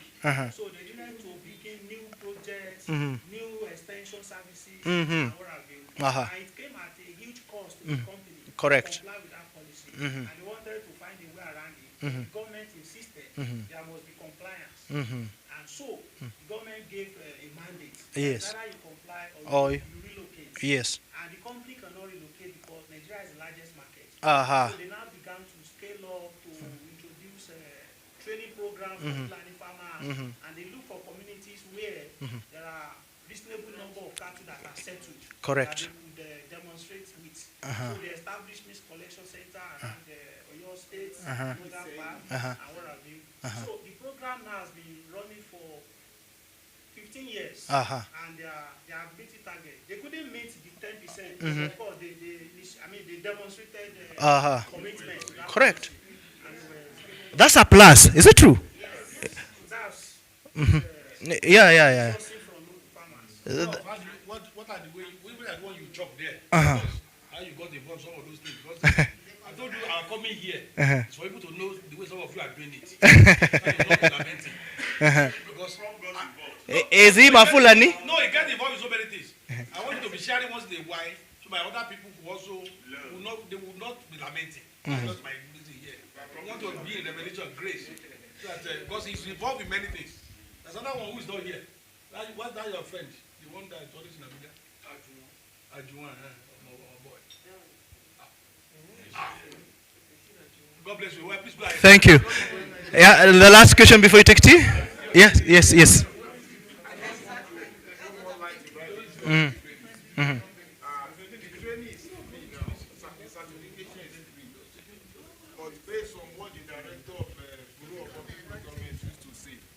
Very, very, very soon we have to be paying for the services. If you want to become satisfied in procurement, you pay. But now they just started the thing, so they are doing it for free. The exam is not. The exam is not too hard, and it is 4 stages. The last stage is to become. So I encourage us to go and do it now. That's why I put all my energy in it and make sure that I get it, because it's cheaper. You are not paying any naira. Ah, yeah. No, nobody will. Let me tell you, nobody will pay until June 2026. Uh-huh. Let me tell you, because I am actively involved in all. Uh-huh.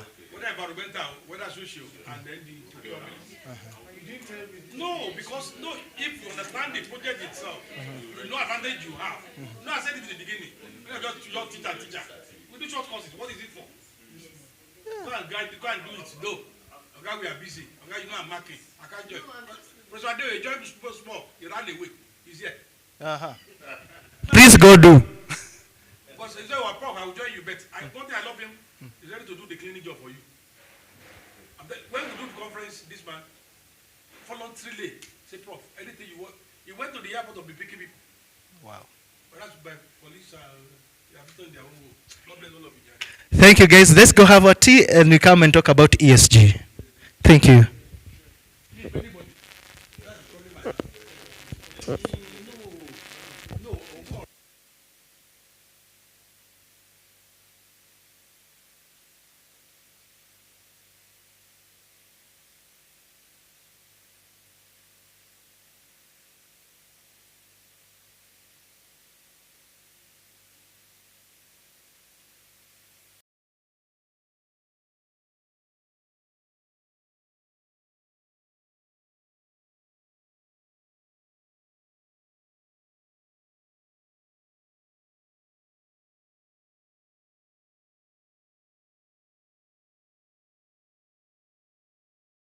That all World Bank or African Development Project financed, they must require you to adhere with the criteria of ESG in the contract that associated.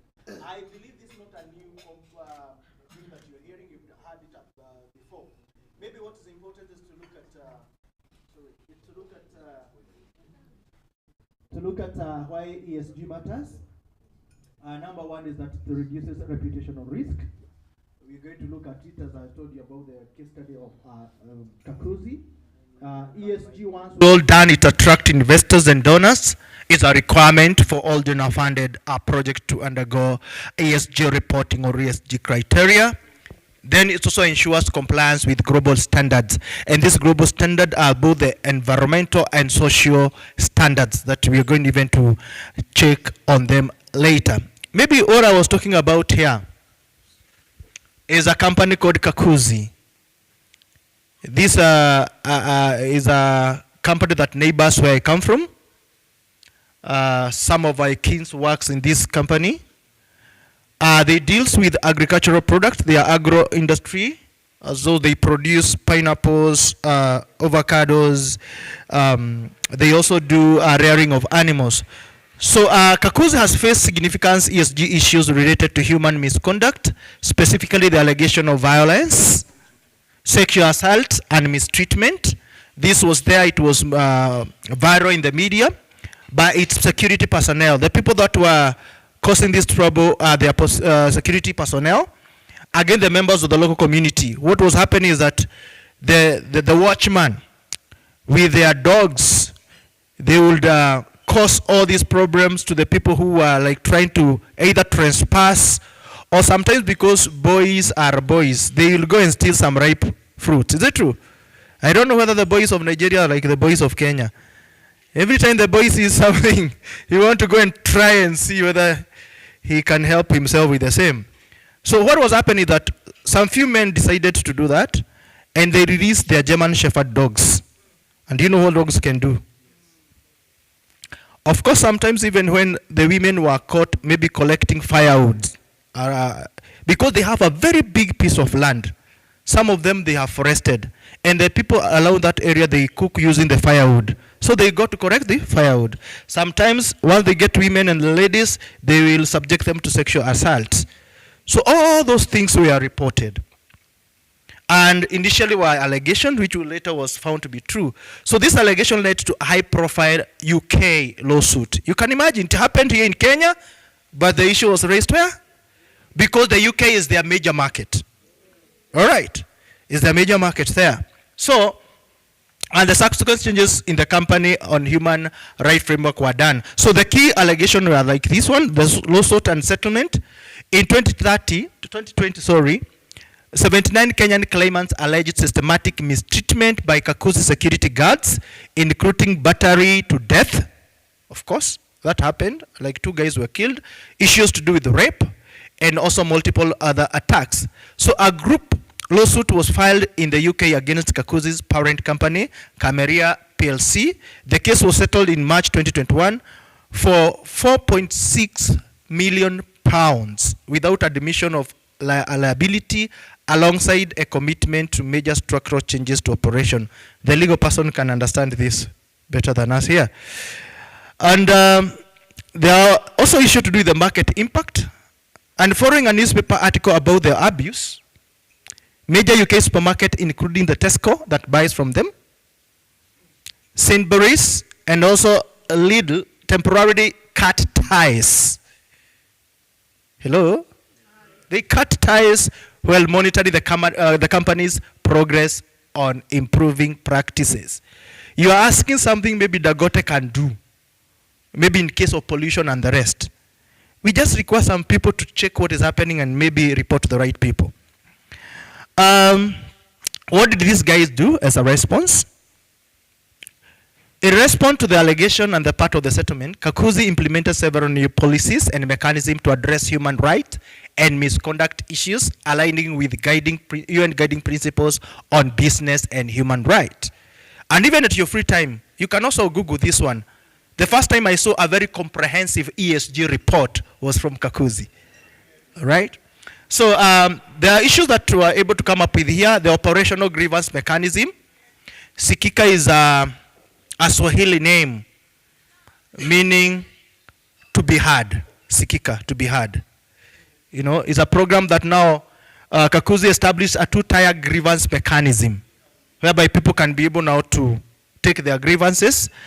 And this 2-tier is an independent human rights mechanism designed to handle severe human right impact and also allegation of personal injury, including sexual violence and assault. Initially, it was not there.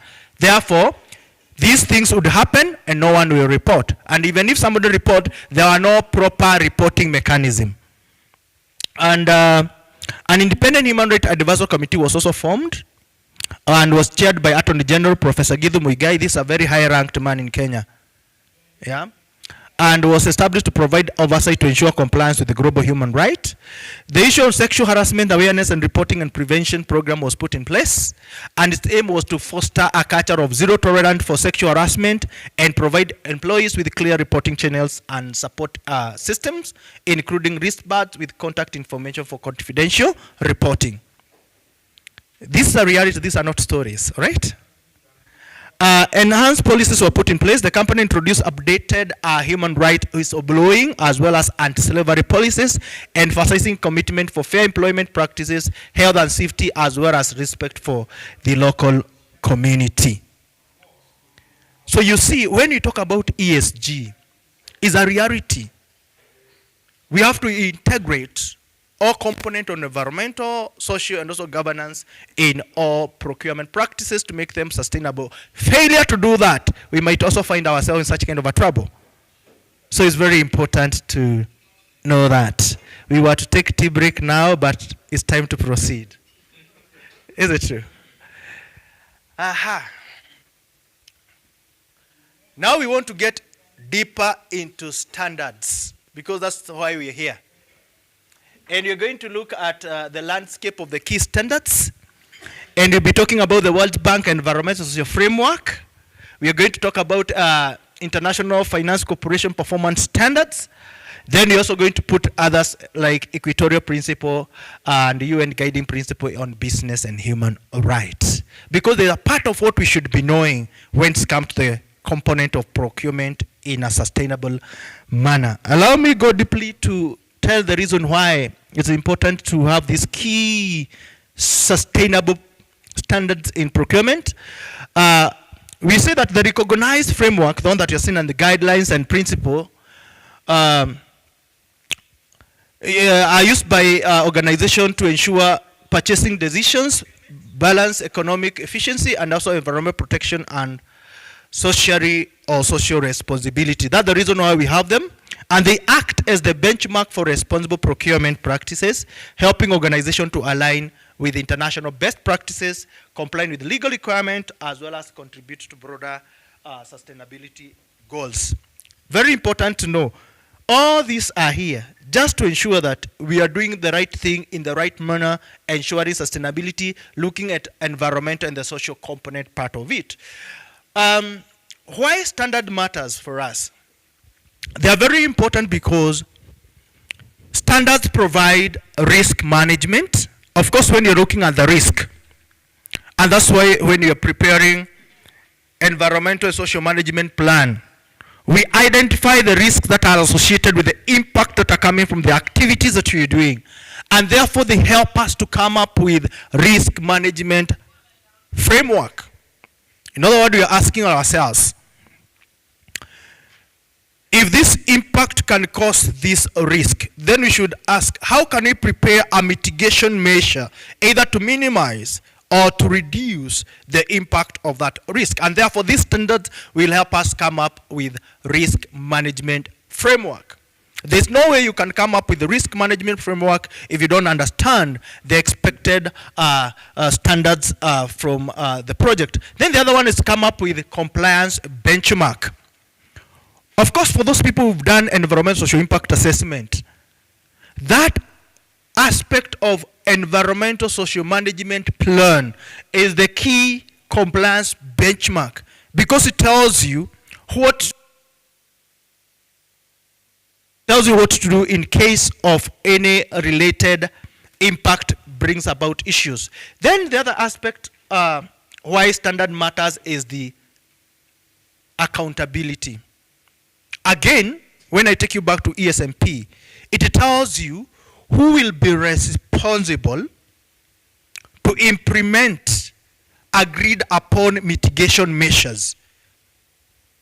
And not only that, after we're done with environmental social impact assessment report, and maybe we obtain the license, and now we use that document for implementation during operation or during execution of the project, we still use the same document to do environmental auditing.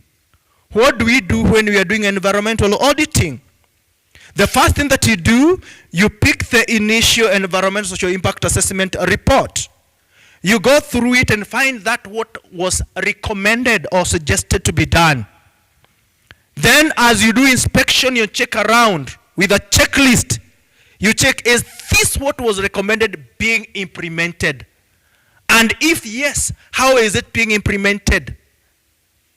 And if true, how effective is it to mitigate that impact that was identified? And that now brings about the aspect of accountability.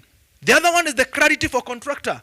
We are saying when we are writing the TORs, which you're going to look later, the TORs should specifically have clauses for this social standard and environmental standard to be embedded in the project. And therefore, we make it clear for the contractor whether the contractor is applying or doing environmental or project activity to us. The other one, it provides consistency across projects. Most of the time, and this is where most of the environmental expert goes wrong, we are tempted to copy and paste the reports. Reason being, it's the same thing. But I'm here to say, every project, even if it's a look-alike, is unique by itself. Is that true?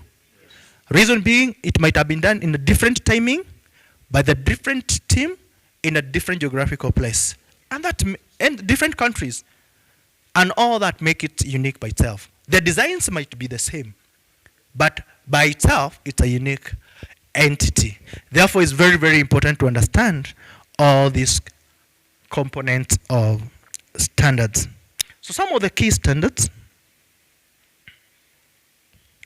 we have the World Bank Environmental Social Framework, the 10 environmental social safeguards, which are specifically used when we are doing project for in or within the public sector.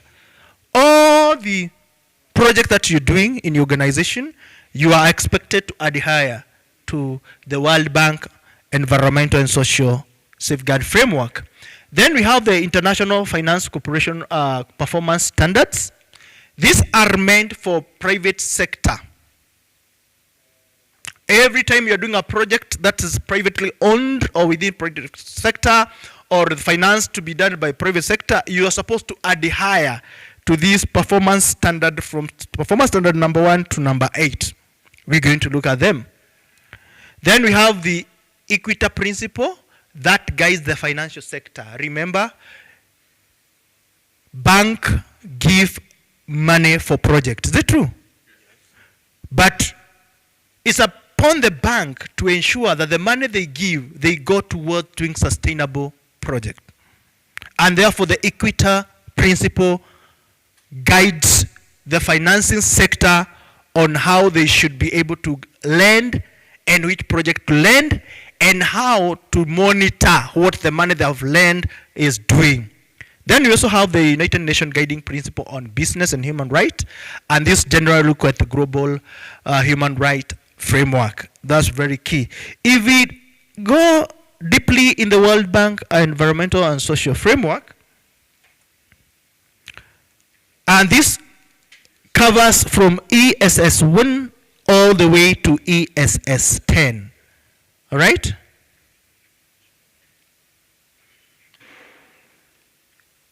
Environmental and social standard number 1, it looks at the assessment and management of environmental and social risk and impact. That's where environmental social impact assessment come. And I don't know, and I have never seen any World Bank finance project which hasn't gone through this. Very important.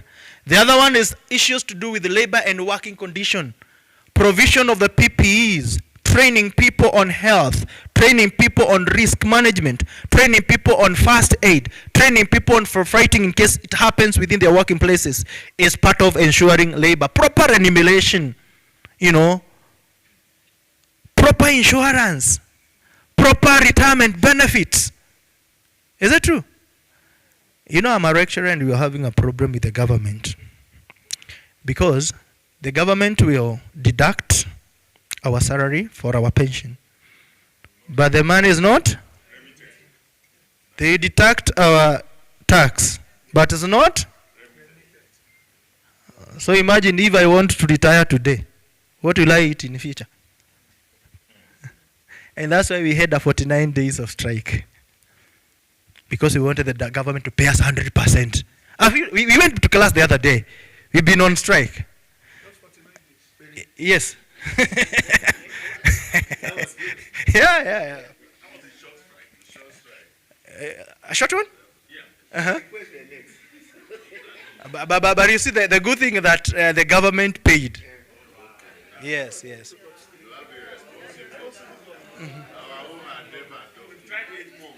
8 months. You almost closed the university.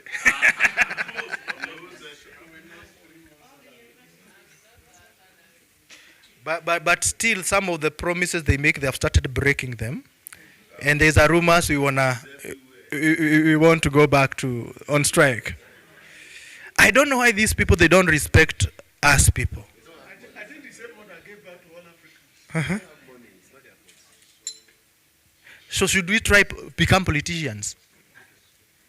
Because the other thing, I was sitting somewhere in a corner, and I was looking at my experience and my papers, and I was asking myself, why am I poor? Hmm? And I was tempted to become a politician. Hmm? And I tried a little bit, but I found that the rules of the game there are totally different from who I am. Yes, that's the biggest challenge. So, and somebody was telling me, just come, stay somewhere behind a governor. Eh?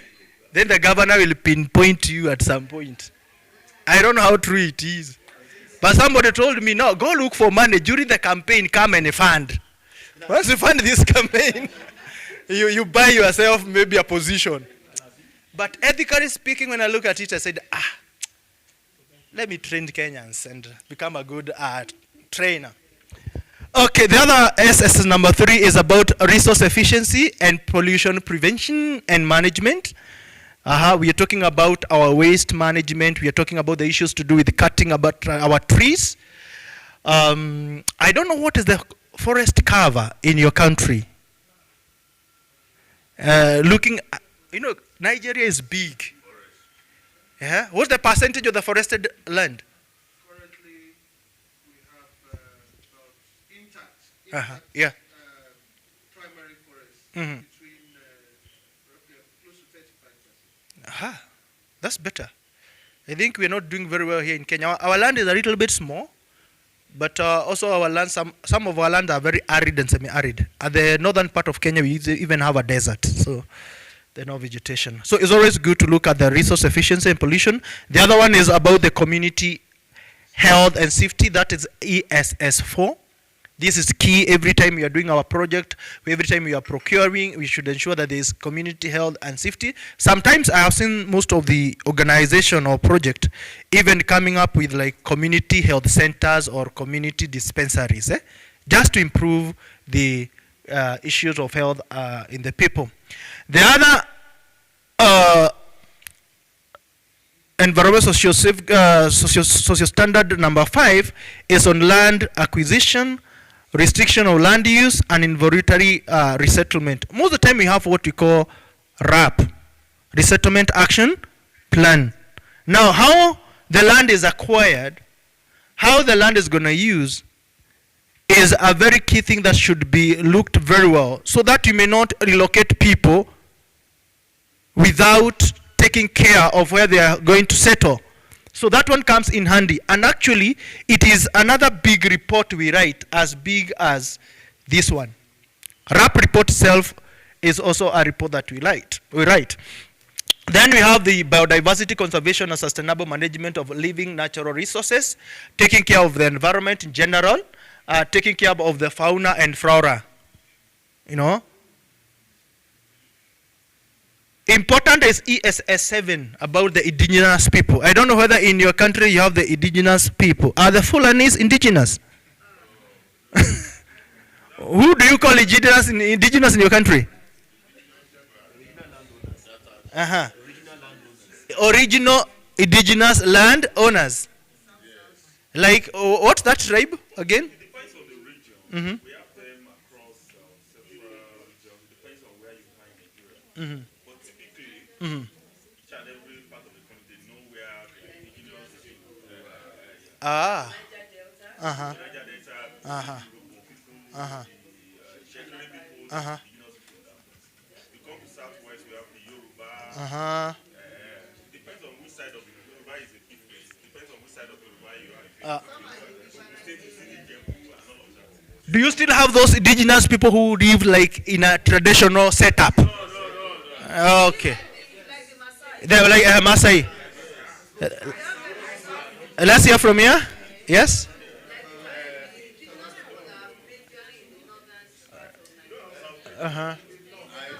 Okay.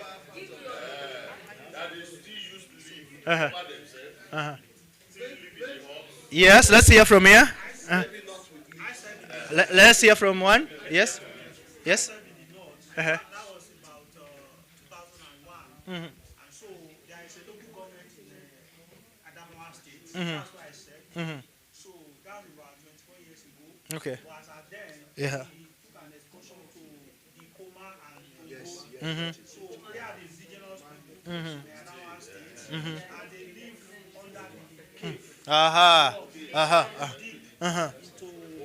into the savannah. Mhm. And so their own living arrangement is quite different from the modern civilization. Sure. So they are still there. Ah, nice. As in Kenya, we have one community called the Ogiek. Hello. Okay. In Kenya, we have one community called one community that lived in a traditional setup, like they are called Ogiek. Even our Maasais, they are in their traditional way of living. In New Papua Guinea, when you go there, a big percentage of the people are still in their traditional setup. Yeah, they're the natives. Exactly. That's the point. The other thing is to looking on the issues to do with the cultural heritage. That's very key, especially for us African. We are very, can I say that we are spiritual superstitious? Are we spiritual or superstitious? Both, eh?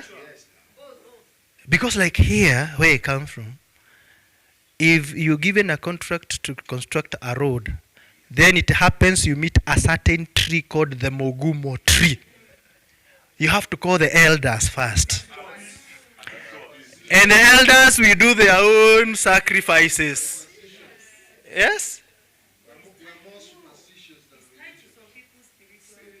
Mm-hmm. It's tied to some people's spirituality. Don't call it superstition. Uh-huh. See, that is the problem we are having today. Don't call it superstition. It is what? It is tied to their spirituality. Mm-hmm. Yeah, but even if that does not align to your spirituality, that doesn't make it superstitious. No, to you might be superstitious. To you it may be, but to them it's not. It's spirituality. It's part of their cultural heritage. Yeah. Let's hear from Oga. Yeah. Dangote refineries in Lekki. Before, when Dangote was trying to build it, in fact, at a point, they saw about 19 shrines. And they couldn't do anything until the Oni of Ife came. Yes, yes, to come and discuss exactly. So that's it. So it is part of us. We have to accept it and live with it. Thank you.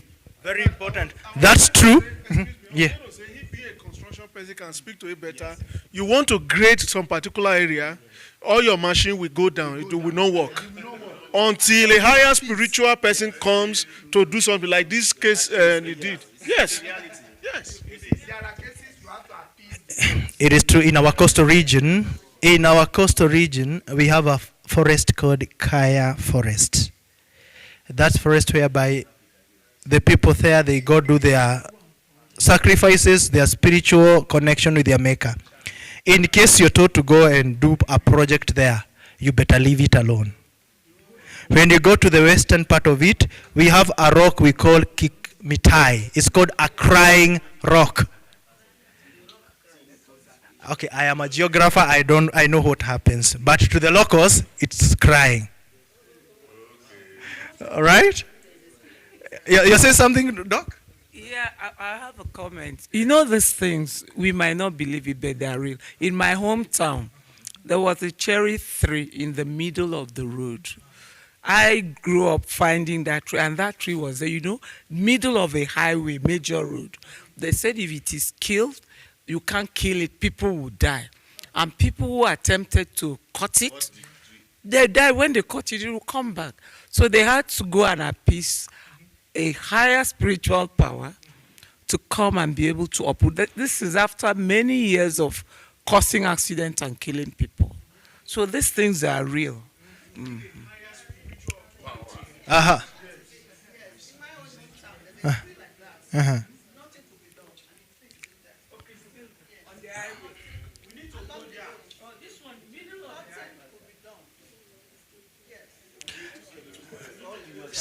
So, because I am training you to become good environmentalists and social safeguard officers, once you go on the site, it's always very important to be sensitive of such cultural heritage.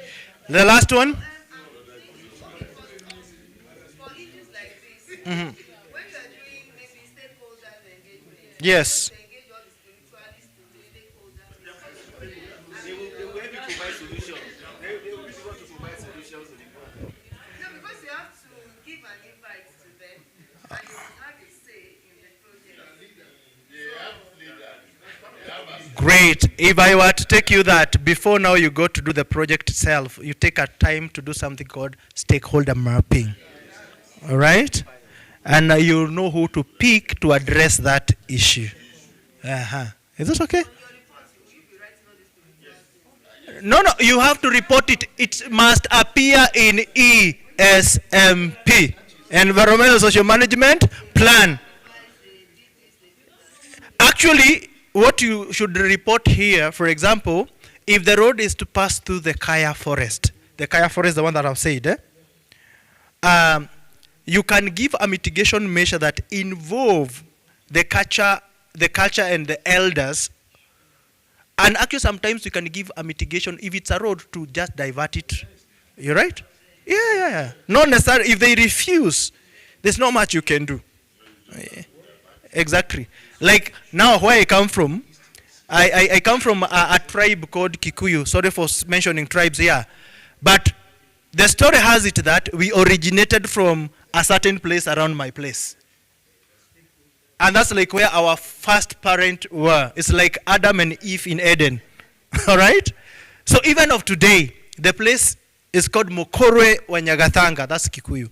It's still surrounded and is a rich heritage place for us. So in case the government want to do any project, I am not even sure that we can allow. Because it's like digging our forefathers' graves and, you know, the last thing. Mm-hmm. Yeah. In a certain area Mm-hmm. there used to be a bad road. Mm-hmm. And there used to be accidents. Yes. Yes. Right? Mm-hmm. And the day after, witches and others will confess that the one who went here to pour Ogbono, draw the sick on the road. Yes. The previous night. And it was so. But then after the government decided to fix that road and the accident ceases, does it mean the witches equally stop operation as a result of the good road? Maybe they were consulted. Were they consulted? Behind the doors. Who consulted them? Stakeholders. They were brought on board as stakeholders. Surely a higher power intervened. Yes. Could be a pastor, it could be an audio of this law, it could be an imam who has a superior power. Could that bypass? But currently no more accidents? Okay. Ask that question before I proceed. So I want to ask a question about, because you mentioned your affiliation with the Kikuyu ethnic group. So and out of curiosity and desire to learn, so I understand there are other ethnic groups in Kenya, like We're right. Are all these ethnic groups, do they have the same anatomical features? Or how will I differentiate between a Kikuyu man from Kenya and a Blue man or a Nishi man if I see them on the road? That's another difficult one because, okay, if you're new, you may not. For example, when I look at you, I don't know whether you are Fulani, Igbo, or Yoruba, or yeah, you understand. So for us, Kenya, we almost look alike. But personally, because I am here, I can tell. Maybe by just a physical look, like the tongue, the accent, sometimes the color, the body mass, and all that. So that's a difficult one to answer. But you need to live with them so that you can understand. Yes. The last thing here is the stakeholder engagement and information disclosure. That is ESS 10. Very important. Actually, ladies and gentlemen, there's no way you can have a complete environmental social framework and safeguards without involving the people fully. Maybe I'll mention a few here. We talked about the World Bank, ESF.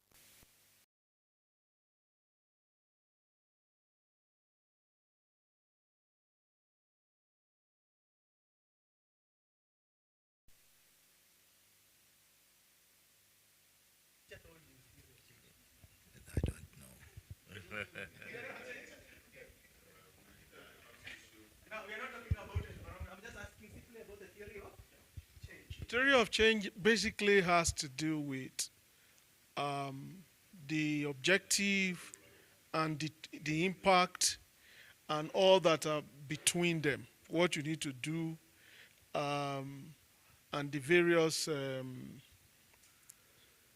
me just say the framework that links your objectives to your impact and all the work breakdown structure and everything that you need to do to achieve it in a particular framework to do that. A good attempt. Yeah, Prof? I see. Yes. Theory of change. What came to my mind as regards theory of change is this simple analog that nothing is permanent. Okay. Yes, nothing is permanent. Yes, exactly. That the only permanent thing is change. Yes. Permanent thing. Yes. Nothing is permanent. Change. Getting to that change is what's called the theory of change. Am I right? Somebody with another idea? Yeah. So I think explaining theory of change is a function of context and perspective. From my training in sociology, so theory of change brings to mind development, which means transformation, moving from point A to point B, and in between there are processes, input, processes, output. So the output is the change, and that's where we talk of monitoring and evaluation of the processes that produce the output or outcome, as the case may be. So we now go into process evaluation, outcome evaluation, and so on and so forth. A very good attempt. Yes. Okay.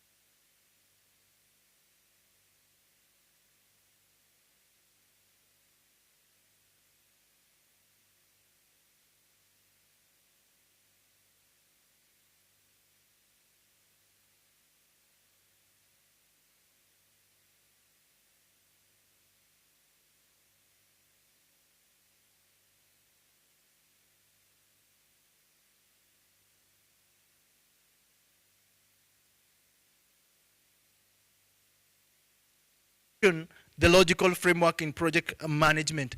But maybe because of interest of time, let me not mention this. So for us to understand the theory of change in environmental social framework, we have to look at the environmental and social risks that you're talking about. Remember, we want to gain sustainability. And the thing that can make us not to get sustainable is when maybe risk will come and maybe not make us reach our goal. So we say that environmental and social risk, when they are unmitigated, when you do nothing about it, all right? For example, you know you're going to do a project, it will cause an environmental problem like soil erosion, like pollution, like displacement of people, and you do nothing. This can undermine development outcome from the project and can cause serious harm to affected population as well as the environment. Is that true? But because we want to get out of this risk or this problem, because at the end of the day we want to have an improved development outcome, we can now make use of environmental and social framework or safeguards from the World Bank, from African Development Bank, also from Equatorial Principle. And now here we can make use of adaptive risk management. How do we do it? We know when we are doing project, risk is almost certain that will happen. Is that true? But once we come up with adaptive risk management, we are asking ourselves, how can we be able to mitigate? How can we be able to minimize the impact that are related to this risk? Then how can we comply? That's why we require certifications. That's why we require to have our report maybe going through the government or going through NESRA? You call it NESRA? Yeah, very, very important. Then World Bank help us to strengthen environmental social management system and capacity. One of the document that the World Bank will be keenly interested in is ESMP, Environmental and Social Management Plan. Actually, sometimes they tell us we do it as a separate document. Or sometimes we do it within the whole ESIA report. And one component of it is capacity building. By the way, you're not here by just a mere coincidence. It is part of it in that ESMP, or the program or project that you're in. Is it true? Very, very important. The other one is to help in harmonization with others, because you can either be doing a World Bank project or African Development project or any other project that have been funded by the government. In Kenya, we are lucky. We do not do ESMPs or ESIA because we are funded by the World Bank alone. Even project funded by local banks is a legal requirement that you may have an NEMA license. That's why, as long as we are doing project, my work is guaranteed. All right? Yeah, as long as projects are happening in this country. As long as people are borrowing to do and do project. That is the point. Money will come, yeah. Is it only when one is borrowing that these requirements are... No. The answer is no. You can be having your own money. For example, you can have like 5 properties, you sell 3, you construct 1. Is it true? Because you have money. No, that's not borrowed money. But for you to get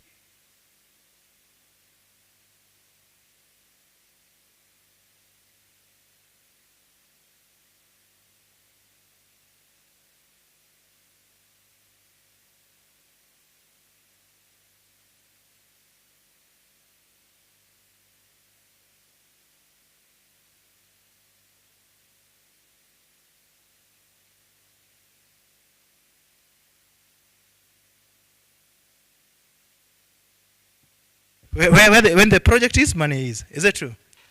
So what are the responsibilities of the borrower?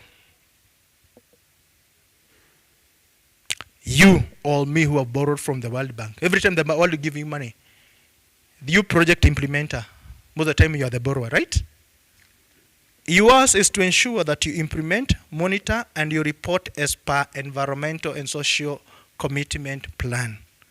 If it says, for example, when you're constructing that road, there will be an impact code air pollution as a result of dust. Hello? And the mitigation measure that we have given is sprinkling water to suppress dust during construction. You as the borrower or implementer or the contractor, you should come and ensure that you've done that. I as an auditor and a monitor of that component, I will come on the site to check whether you're doing that. What are some of the indicators that you are doing that? Because I will not be only be interested whether you've done it or not. I want to see the indicators so that I can report correctly that you're doing it like that.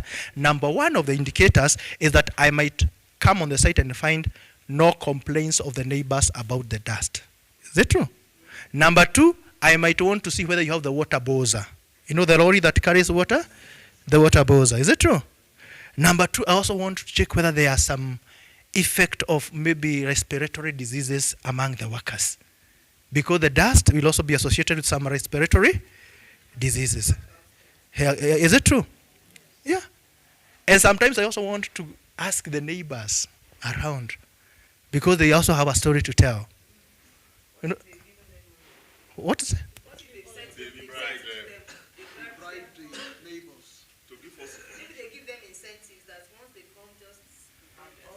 You see, as a good auditor and an environmentalist, hello, there is something called a proxy indicator. A proxy indicator is when you're asking something not directly, so that you may get it from another angle. Then if you go deeper, we can also use what we call triangulation, using different methods and ways of understanding what is happening within that situation. Is that true? It comes with experience. Yes, you can also look at the houses. Actually, if you go deeper still again, we can also use the satellite image. They'll be able to tell you, like the month one, how the concentration of the particulate. Yeah. Real time. Yeah. You put all this. Yes. How compliant the agents or the licensed agents actually doing this in Kenya? Because I don't think this is very effective in Nigeria. Good. I told you on matters ESIA, I does two things: the report and the auditing.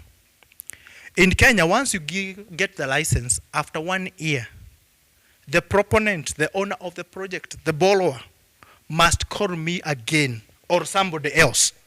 You know, sometimes they want to hear from somebody else, not only me. And they will come now and check that what I recommended, whether it's being implemented. And that one, you're not just doing it on a paper and throwing it. Our government have put everything online. When I'm going to auditor, I get in the government system here in my machine. Maybe if the time allows me, I will show you how I log in. All right, I log here. They know that I'm on the ground. The site that I'm doing auditing is georeferenced. It has the coordinates. All right, and once I submit the report, it's me who is not me who is going to approve. Somebody whose docket is on compliance will go through my report, either approve or ask me to provide more information or more recommendation, or they can come on the ground and tell the proponent, you are not complying with what we agreed. Actually, the license is issued with conditions to be met. And some of the conditions to be met is to implement the ESMP. All right. Kindly do. Uh-huh.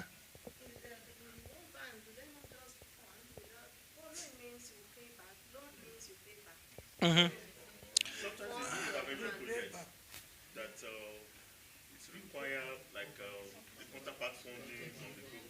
They have different structure of loan, not necessarily borrowing the real sense of the word. Thank you for saving me on that. Yes. Yes, borrower. Yeah, it's okay. Yeah, borrower is not necessarily that you're taking a loan. It can be a grant. Is that true? It can be a grant. Yeah, but I want, maybe my English is poor.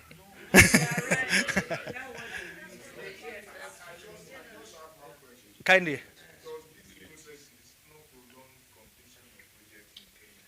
There's no?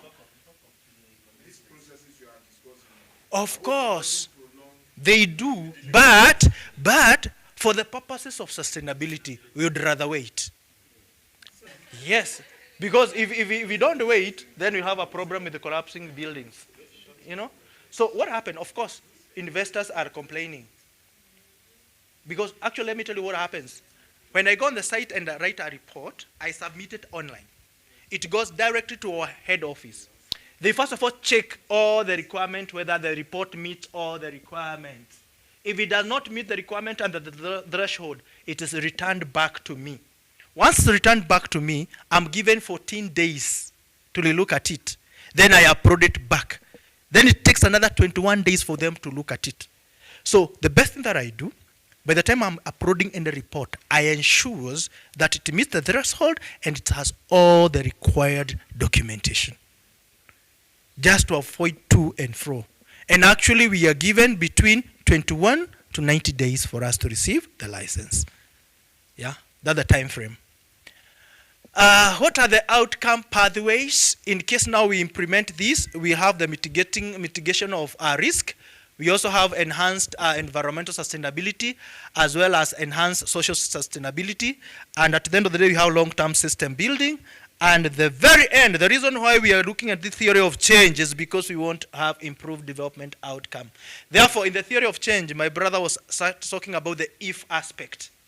We say that if key ESF principles are implemented in the World Bank project, then the grant can implement all those requirements. Then the development outcome could be improved through various pathways. And now, when you look at that, we are creating a mental picture of the reason why we should embed an environmental social framework in our project so that we can end up having improved development outcome. Sawa sawa. Say sawa. Yes, I'm asking, is that okay? It's okay. All right. Awesome. Aha. Sawa sawa. Just respond the same. Sawa sawa, sawa. Sawa sawa, sawa. That's okay. So maybe we look at the ESF or ESS number 2 is all about labor and working conditions. I will repeat this one when we be talking about occupation health and safety component of our standards. It's all about people working, provision of PPEs. Oh, what are PPEs? Personal protective equipment, very true. Taking care of their health, ensuring that they are happy, protecting their psychosocial issues. If we could have gone deeper into this component, we'll be talking about different type of hazards that are associated with workplaces and so on and so forth. And the good thing here, we can give an example, like your company providing PPEs and also fair wages. Also including not employing children. I don't know whether in your country you have the seasonal labor or seasonal work, whereby, like us during coffee picking or during tea plucking, people go looking for people to come and do that work, but they are nowhere to be found. So they go looking for children. In fact, they're also employed to do that work. Or some places where people are doing mining, they send children to go and do mining. It's not supposed to be like. So, number 3, maybe I might not talk about all of them, but let me talk about resource efficiency and pollution prevention. I've mentioned about this one, and this one really promotes renewable energy, as well as how we can be able to do waste reduction. And for the company, an example here is that you can be able to have a procurement of energy efficient lighting in Lagos State. You know, here in Kenya, when you move around at night, did you manage to walk around at night? Oh, yeah, yesterday? Oh, okay. Today you can walk around. Today you can walk around. Today you can walk around and see.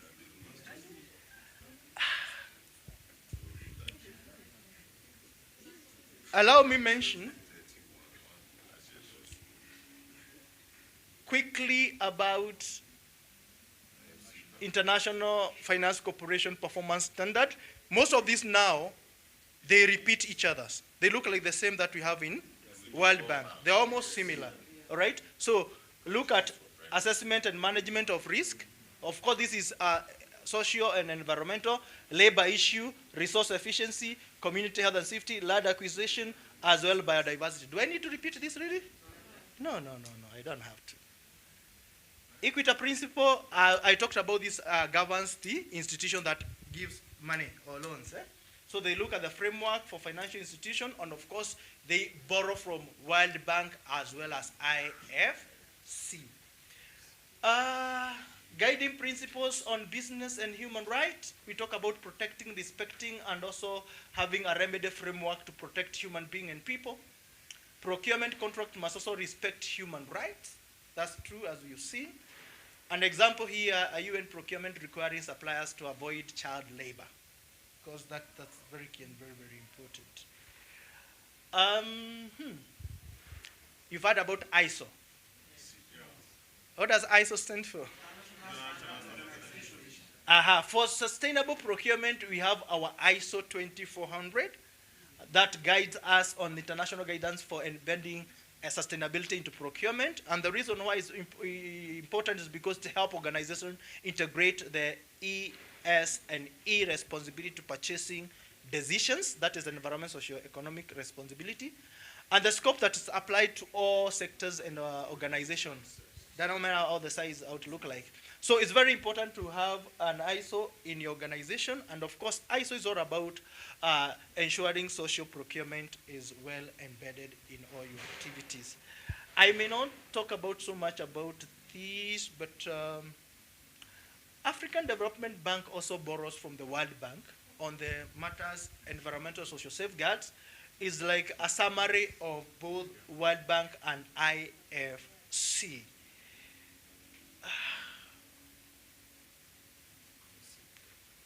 These things are just repeating themselves. Is that true? Yes. Yeah. Allow me not to explain all this. These are the same. I've explained about this one. Yeah. You're excused. Talking about the key policies.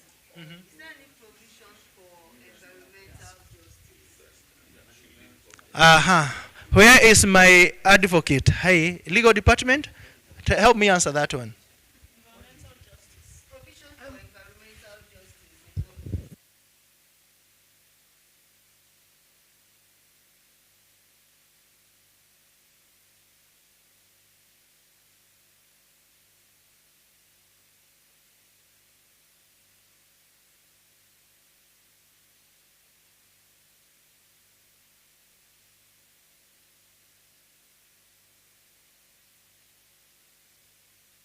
You can't take the government to court on some of those things. But in international law, because of the African Charter, so lawyers are beginning to come through the African Charter because you might have a brick wall when it comes to Nigerian legislation, except it is only on pollution. If it is pollution, we have some laws, scattered. Although under the old FEPA, I don't know if the old FEPA really took care of that, but NESRA hasn't taken care of that. So lawyers go through the African Charter because African Charter is now part of our law. So we can now sue through, and then we have so many non-governmental organizations, foremost SERAP, who are leading that litigation. Nigerians are not really conscious of their rights in terms of environmental justice. So the people actually taking it up are the NGOs that are trying to do that, relying on international instruments to... Hello? Thank you. So maybe before we go to lunch, or for lunch, we can just end up by saying, what are the benefits of safeguards? Very important. They help us prevent or mitigate adverse impact, both socially and environmentally. They also help us build borrowers' capacity for environmental and social management, like what you're doing here is part of capacity building. It also helps us to align with all those standards, either from IFC or World Bank or African Development Bank, and above all, it promote inclusive growth and protect variable group or vulnerable group. That's very, very important. The thing that I'd like us to do is ask me any question before we go for lunch. Thank you.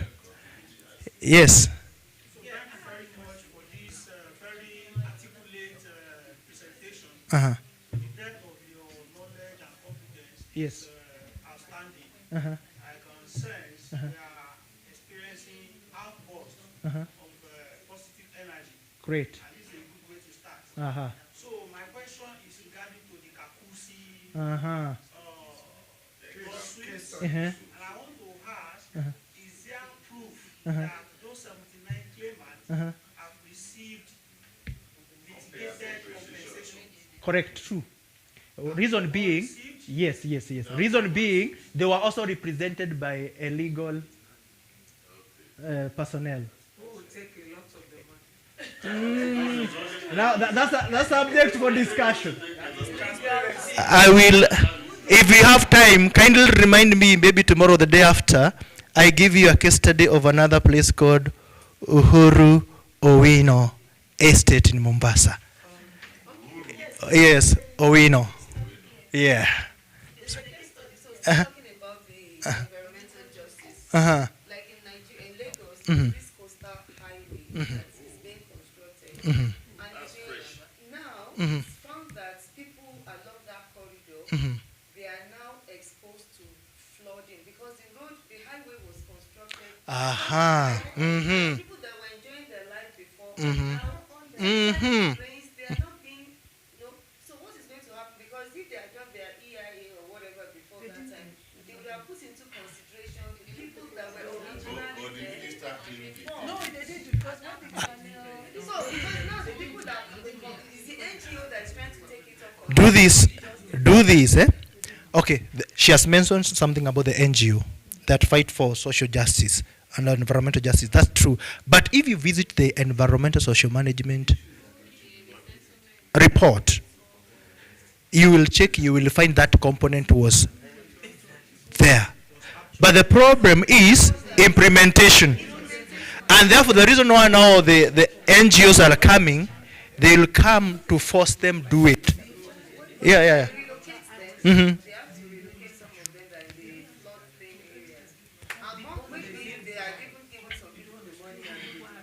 You see, for us, there is a road called Thika Superhighway. It was constructed, and one of the problems it brought is about the accidents that were happening because people are not used to such kind of superhighway. So, through advocating of NGOs and other people, the government was forced to change the design and also put a lot of footbridge, right? Footbridge, yeah, for people to crossing over. So, if that one is also taken seriously, there's something that can be done. So why can't we go and enjoy our lunch? Yes. I want to ask a question. Some of processes do not consider the human aspect. Because I realized that when you are discussing the sustainability procurement, we are trying to define it. It has 3 dimensions. Sure. The society, the environment, and the economy. Now, under some of these dimensions, you have things like waste, pollution, blah, blah, blah. Now, I didn't say anything regarding awareness of people that dump this waste, or people that,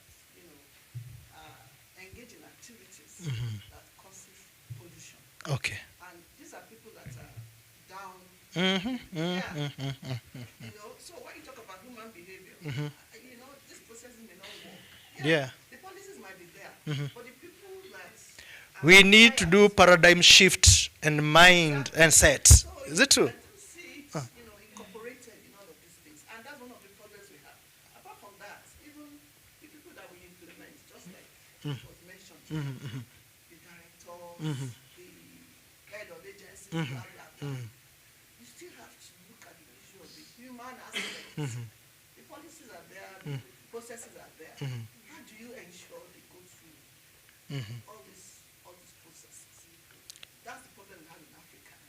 Okay, I want to tell you that the problem we also have here Because for me, I understand, the contractor understand, but the local community does not understand. Sometimes, actually, the only time I got to contact with the locals is when I'm asking them about public participation and they fill for me the questionnaires. Okay, we are running out of time. We have to come back because somebody is presenting from DC. Thank you so much. Uh-huh. I have information to provide on the Yeah. on the coastal road. Uh-huh. Okay, even without the coastal road coming in, it is also the responsibility of the government to protect the shoreline, most especially from the effect of Atlantic Ocean. So naturally, the water from our drainage system is not supposed to be channeled to the Atlantic Ocean. It's supposed to be channeled to the lagoon.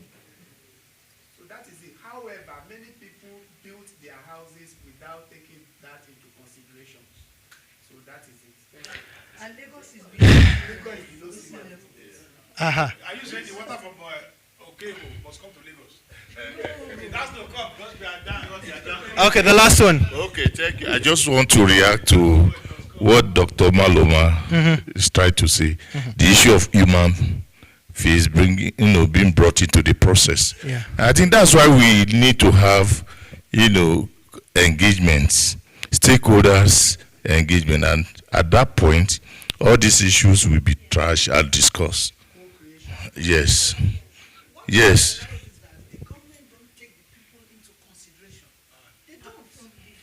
You mean from the start of the project? That's why They take you into consideration, you don't pay attention. Because it's always there. I'm telling you, it's always there. They will do second level, they will do public hearing. Some of you don't even carry your rights. You will not even talk. I've chaired a lot of public hearing.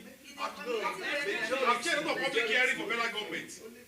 That's why the community said we don't come there, they put it in this paper. Now, can we go and solve that problem after we've eaten? Yes. You know, the whole concept of this PSL is to address the problem of marginalization of communities. Uh-huh. So it is expected that right from the onset, you interact with them, give them information, create awareness. Awesome. That's a parcel of the Professor, your land this yesterday. You see this one or yesterday? What do you eat? You thought it's yam, abi? That's because they put the garlic there, you didn't read. Yes, Prof. We are coming back at what time? When are you coming back here? 2. Let's be here at 2. Because you didn't read the instruction. Yes.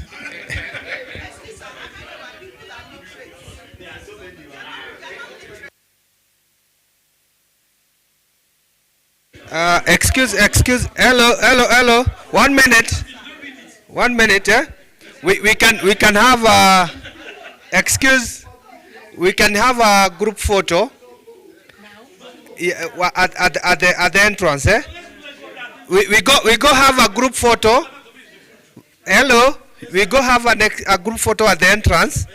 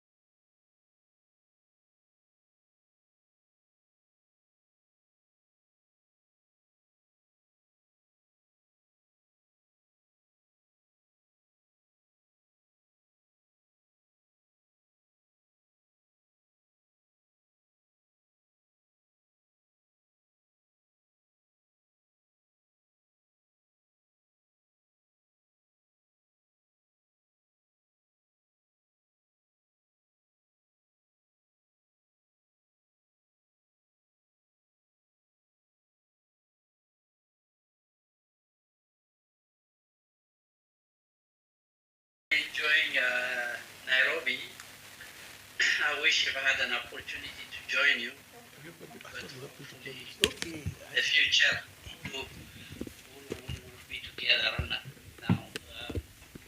Let me just start. I mean, this morning, I think, or this morning here, this afternoon, we will be trying to make a presentation on stakeholder engagement and information disclosure. And I'm sure many of you are very familiar with this the bank's environment and social framework. And today we'll just focus our conversation on our discussion on this topic.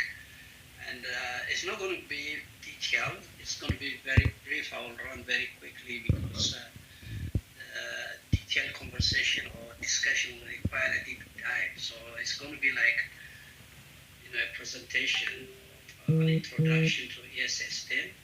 So just bear with me. So let's start. And the presentation will have about 5 parts. Okay, the first part will be an introduction to ESS 10, that is Environmental Social Standard 10, and its importance within the framework of ESS. Part 2 will present ESS 10 requirements and guidance. In part 3, we will discuss practical implementation strategies. In part 4, we'll try to present the theory of change behind ESS 10. In part 5, we'll try to summarize and chart the way to move forward.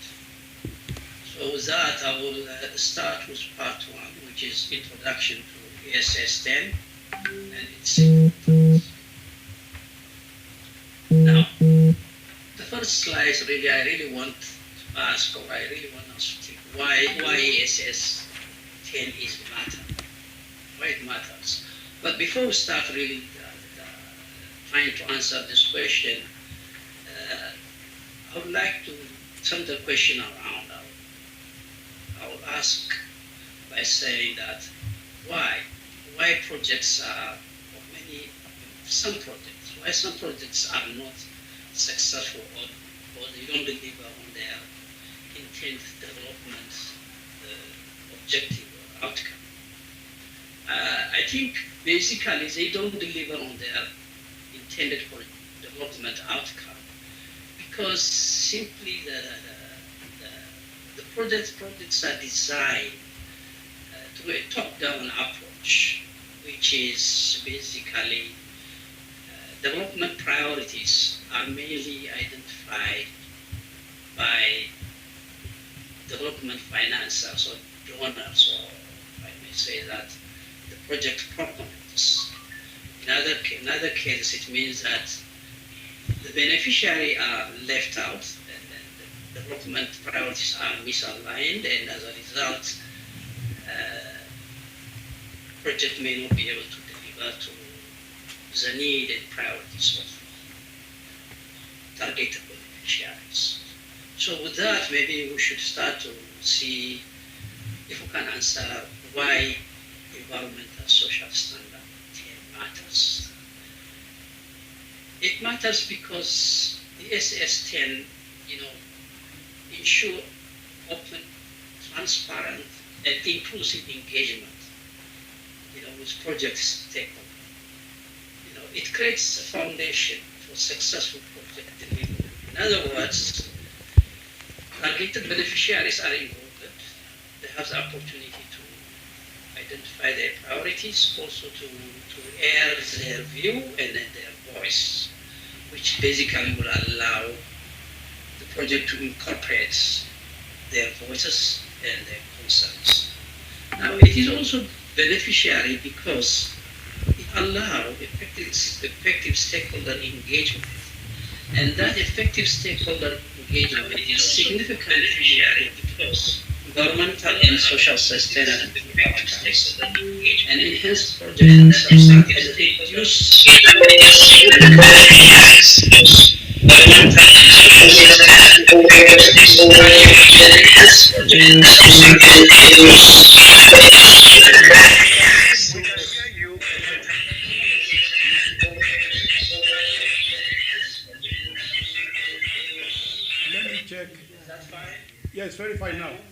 Please go ahead. Continue, Prof. Please continue. Please continue. You have muted those who are actually on somewhere else. Thank you. Okay.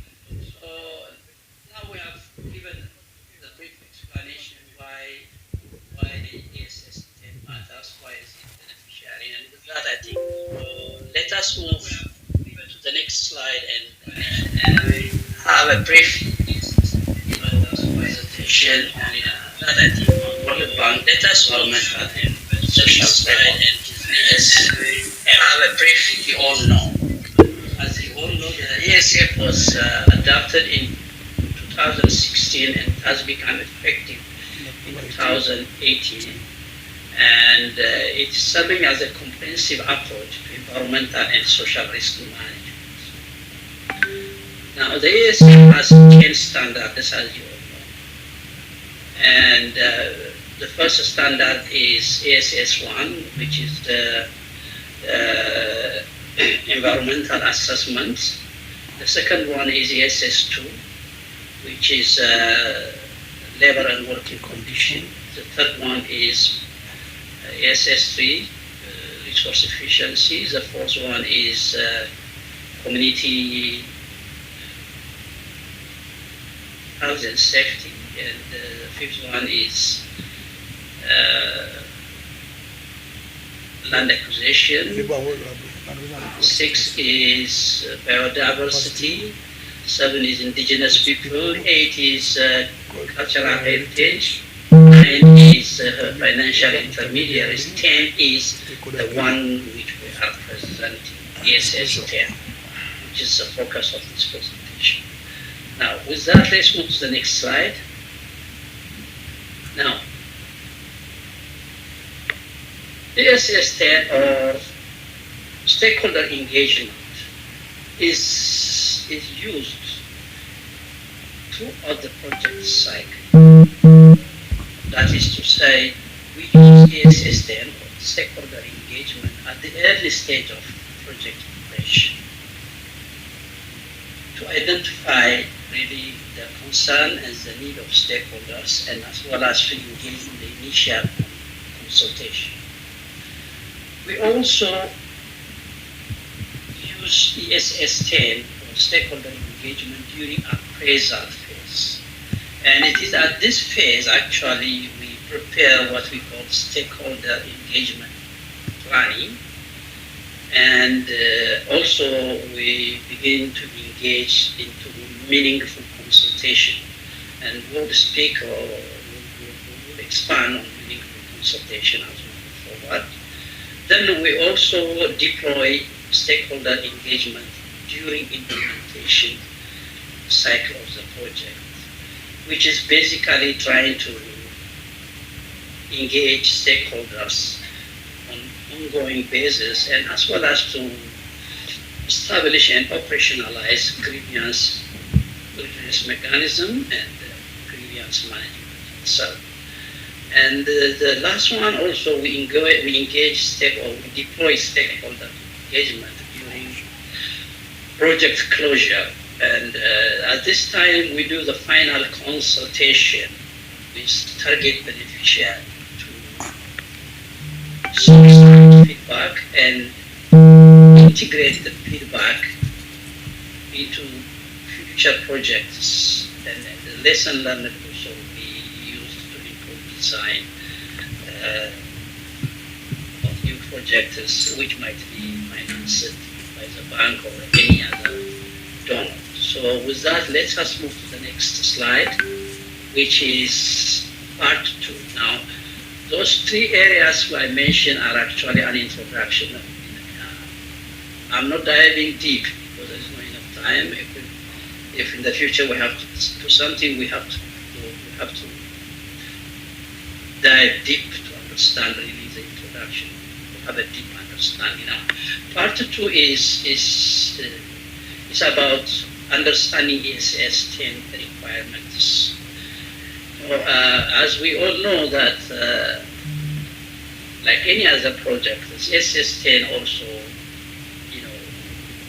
has requirements. What I mean is like project management and all those things, they have requirements that help really the instrument or the tool to achieve the desired result, and as well as to guide the process. So in this section, in this part, we'll discuss the requirements. Now, there are about some requirements which I'll be presenting, but there are a lot of requirements which I'll not be able to cover in this presentation.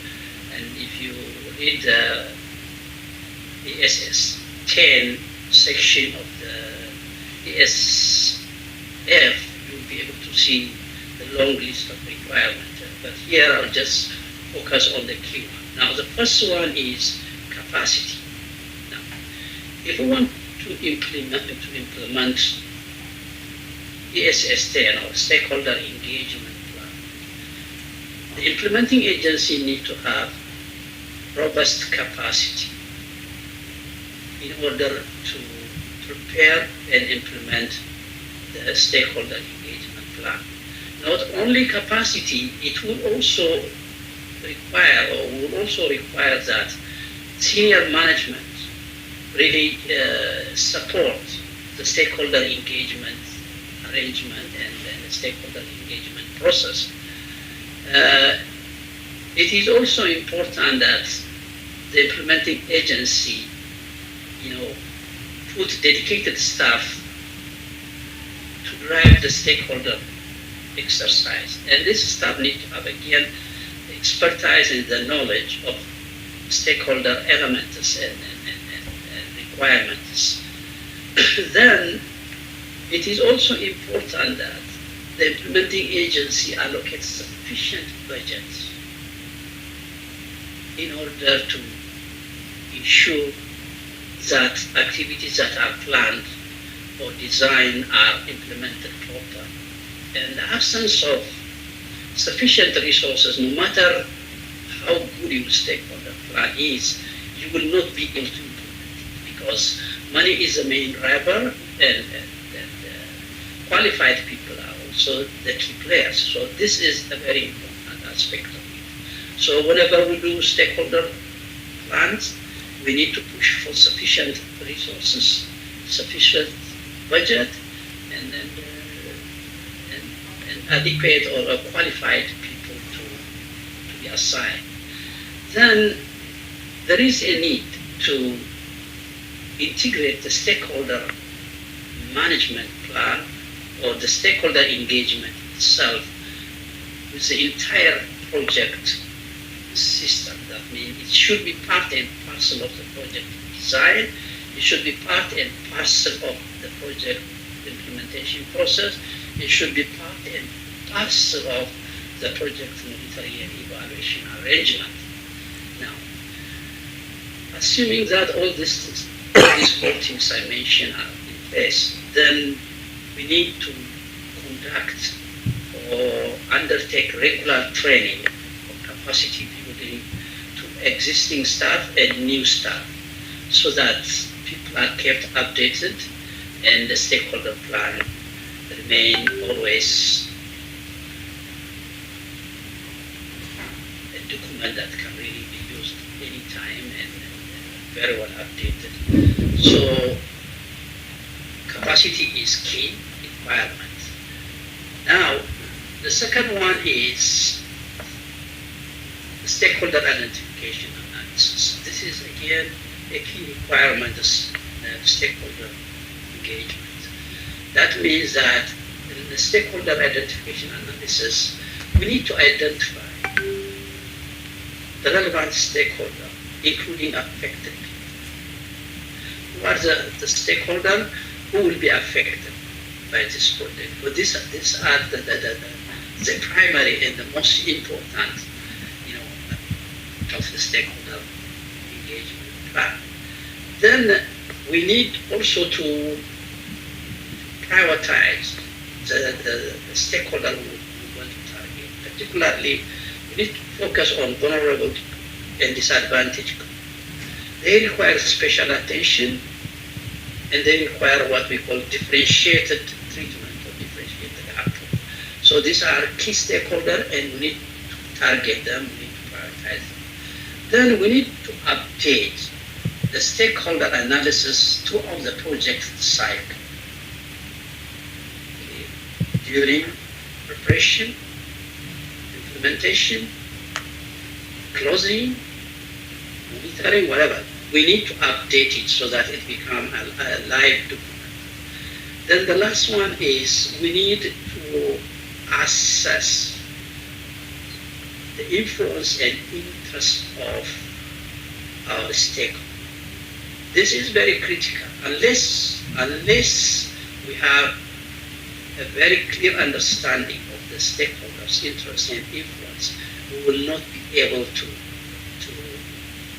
target those stakeholders who are very critical for advancing this project. So the next slide will show, how we should map the stakeholder using the stakeholder mapping that is showing in this slide. As I said earlier, it is important to know the interest and influence of each stakeholders. Okay. For example, if you see in this matrix, on the right side, the top, okay, we have a stakeholder which we can classify as high interest, high influence stakeholder. Okay. Then on the right side of the upper matrix, we have a high interest and a low influence stakeholder. Then below, of course, we have a high influence and low interest stakeholder. Then we have a low interest and low influence stakeholder. Now, the most important stakeholder is those on the upper side of the matrix. The high influence and the high interest stakeholder is critical. For example,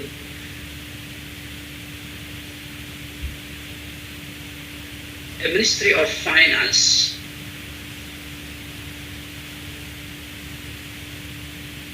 where the finance minister himself has an interest on the road project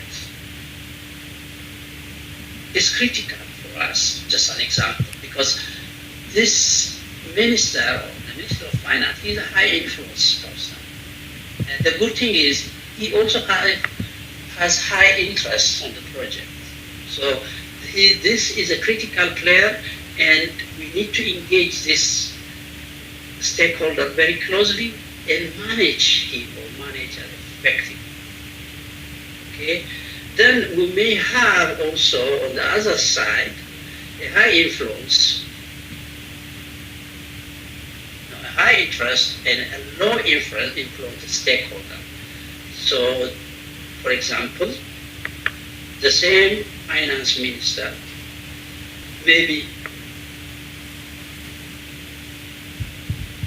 may not be interested on the road project, but he has a high influence. So that means it can affect the project. So we need to find a way how we can keep him informed and how we can also influence him to become high interest, high influence stakeholder so that he supports our project and the project succeed. So this is a very critical metric. This is a very important area for us to understand when we do stakeholder planning and stakeholder mapping. So with that, let me move to the next slide and let us discuss the stakeholder engagement, which is a key one, as you all know. So the stakeholder engagement plan is a living document that provides the roadmap for all stakeholder engagement activities throughout the project cycle. So it is critical that at the initial stage or at the beginning or as part of the stakeholder engagement plan, we need to provide context analysis, the section of that stakeholder plan, detailing assessment of the project context and the stakeholder landscape. Really, that gives a very clear picture and context in terms of who is really interested in the project. So, and for your information, stakeholders also can be classified into two categories: the affected persons and the interested parties. So we need to understand the landscape of these two groups of stakeholders. Then, once we have that context, the stakeholder engagement plan, then we need to have what we call engagement method, the stakeholder plan. And that stakeholder engagement is that need to be tailored.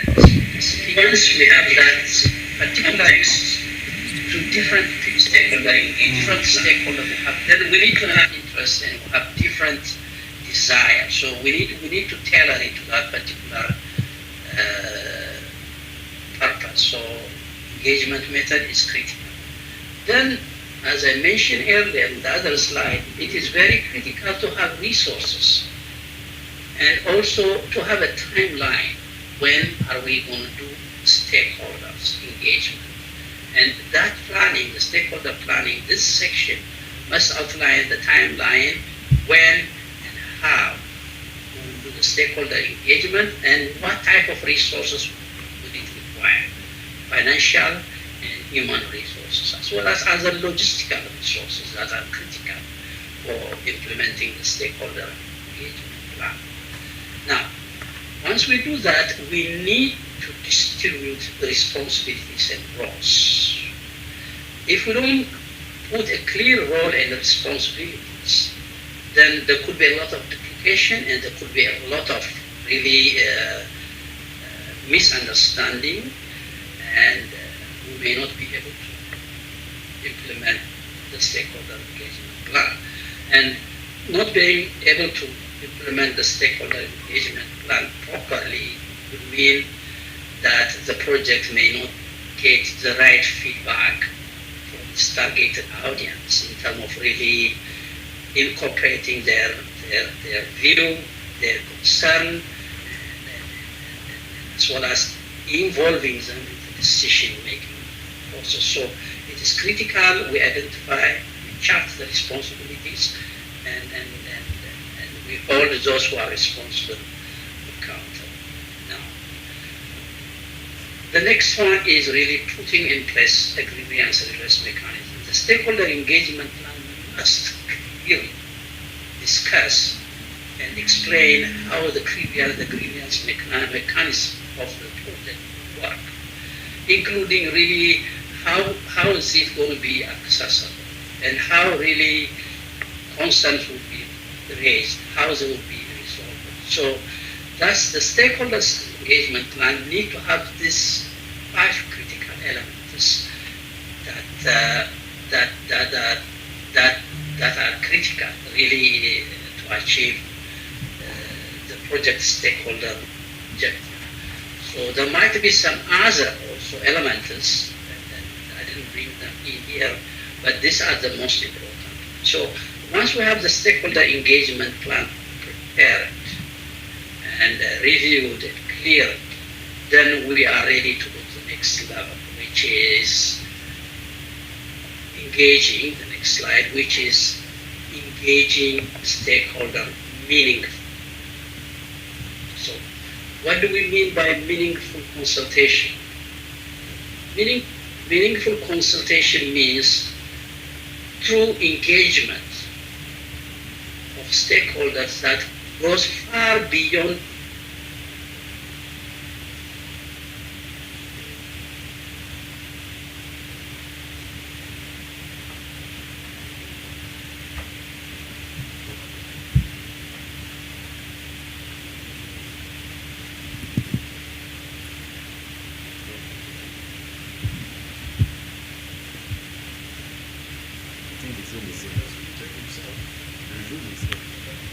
It is on your side.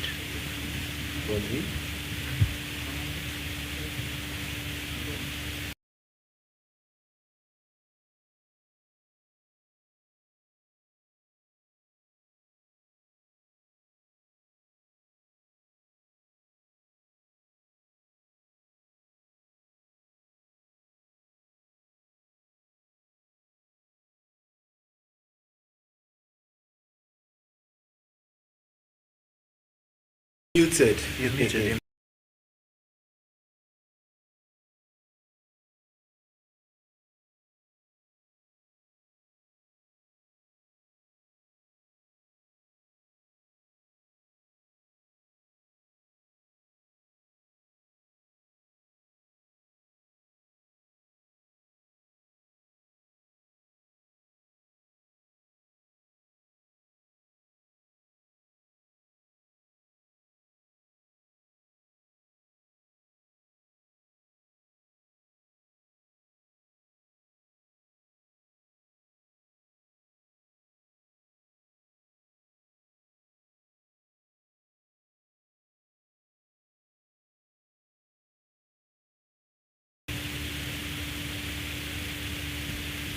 Go to the participant and go and click on mute in the mic.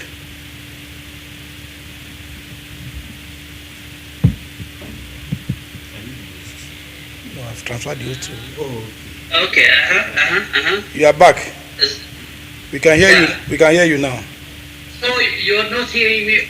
We are seeing. I can see you, but we are no longer hearing you. Okay, according to somebody, they say there's no meaningful consultation, which are the engagement. So now, so the stakeholders were not consulted when you muted yourself. Thank you. Please go ahead, sir. Okay. All right. Okay. Right. So I was at the place where I was talking about free and inclusive consultation. Okay. So I think meaningful consultation also means that the consultation need to be free. People should not be afraid to express their feelings. We need to make it a place where people can express their feeling, where they will not be afraid, where they will not be concerned in terms of really the action might be taken after the consultation. So it has to be free of intimidation. It has to be free of manipulation, and it must capture the voice and the concern of all. Then, meaningful consultation also means that we need to be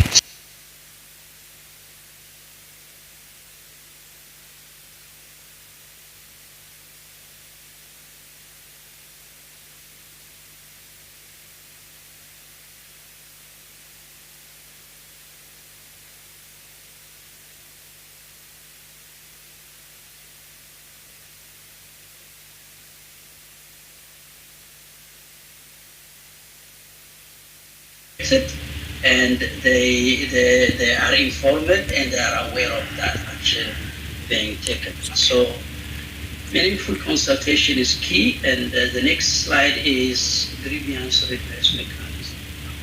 Once we have the meaningful consultation and we have gone through all the other processes, now we are about to start project implementation, and we are about stakeholder. So for us, from stakeholders, we need to put a grievance redress mechanism, and that is operational. And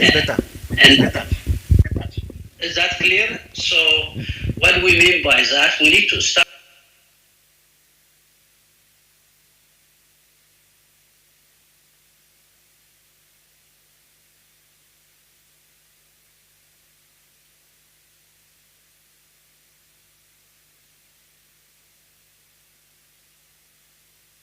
Well as really the chance really to file their concern without fear and retaliation.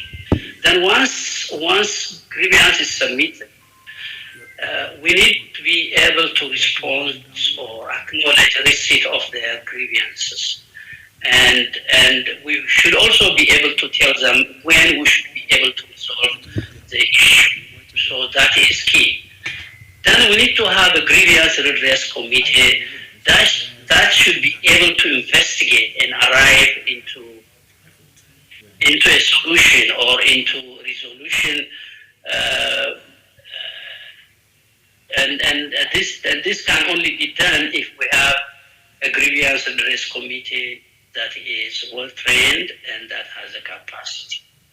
Now, once the grievance redress committee reach to resolution, then we need to be transparent on how we reach that decision, and we should be able to explain and also allow the opportunity for people to take their grief, they are not happy with us, to the next level, including really to court. So with that, we need also to track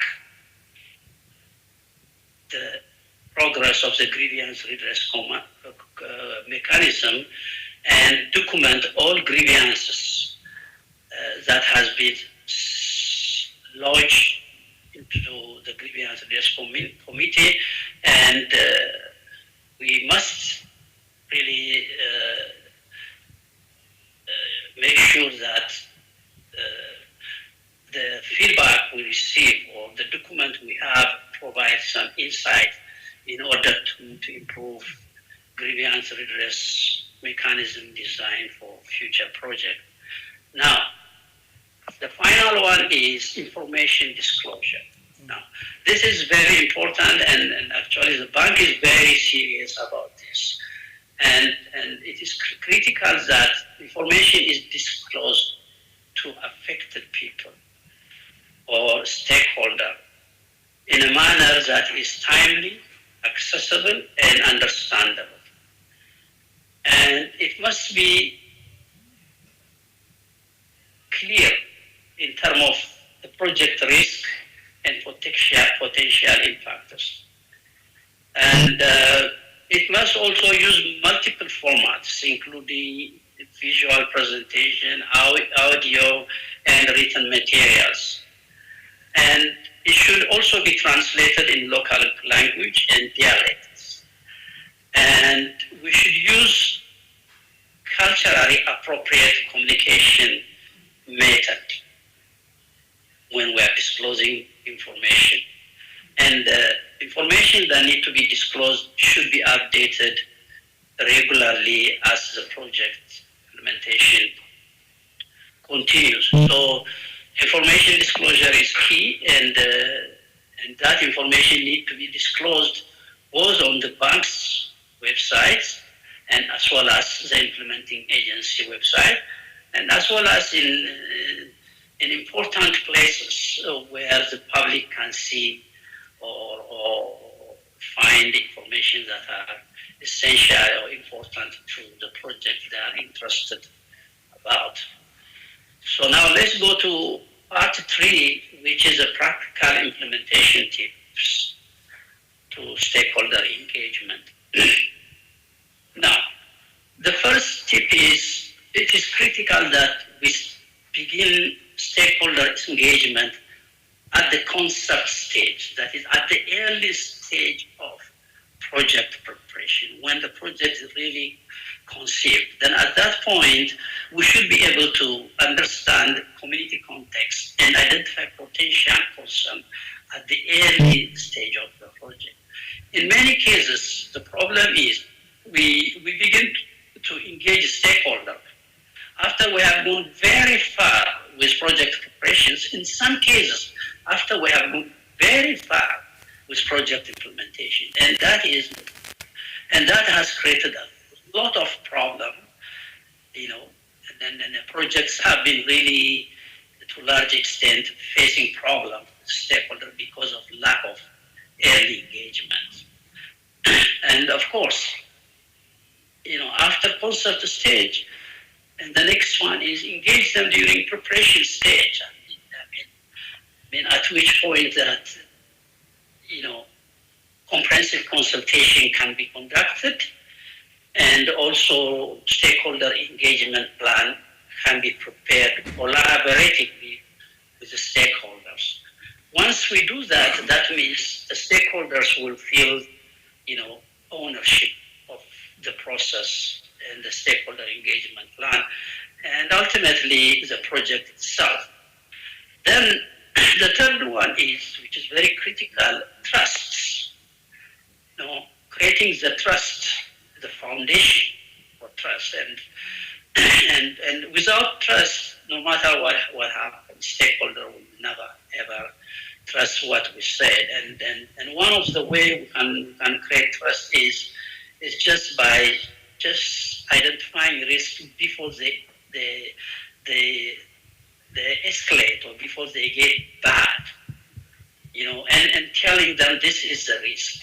And this risk somehow will emerge, it might materialize, and, and, and you need to know about it ahead of time, and you need to tell them about the mitigation measures. So if that happens, they are told, and they are not surprised. So that kind of situation will create a relationship that supports successful project implementation. So let's go to the next slide now.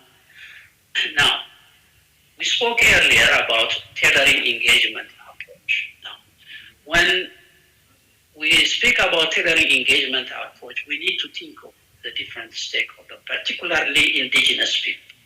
Okay, the method we should be designing really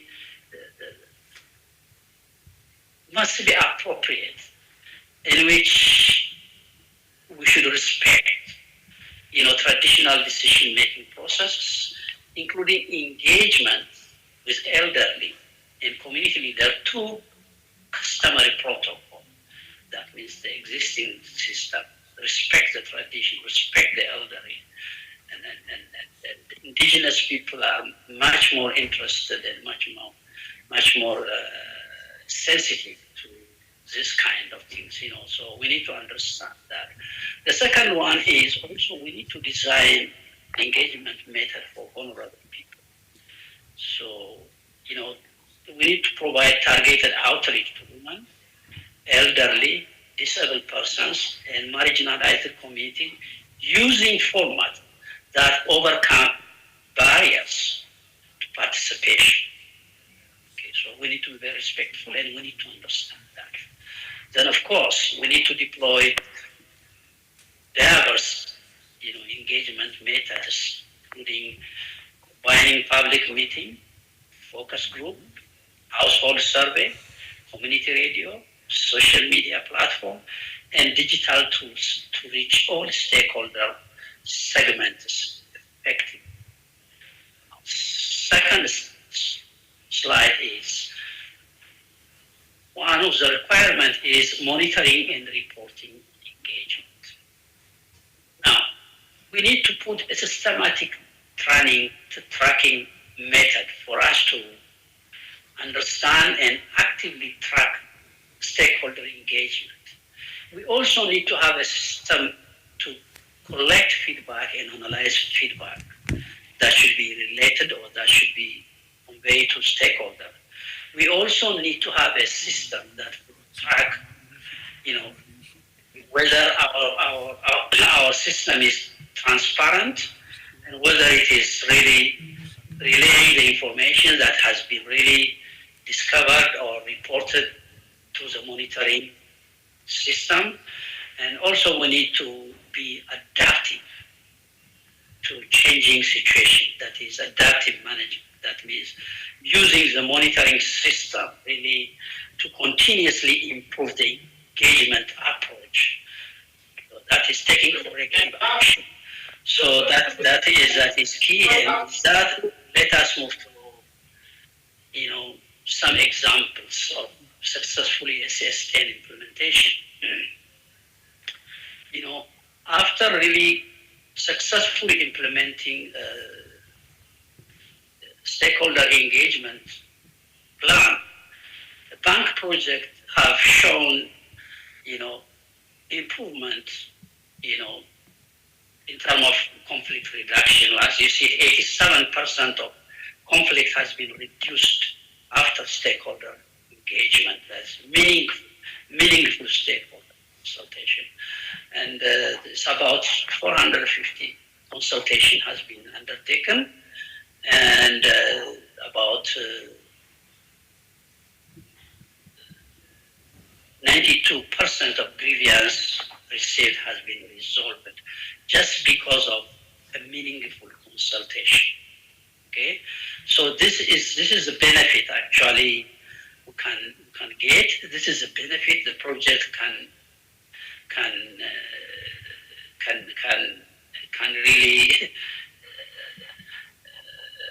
what you call can really achieve or realize if we engage stakeholder meaningfully, and if we have a very good stakeholder plan, and if we really do whatever is necessary for us to ensure that all stakeholders are engaged and their opinion and their concern is incorporated.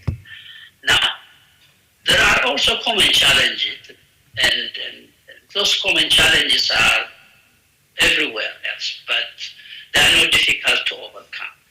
For example, there is the issue of stakeholder fatigue.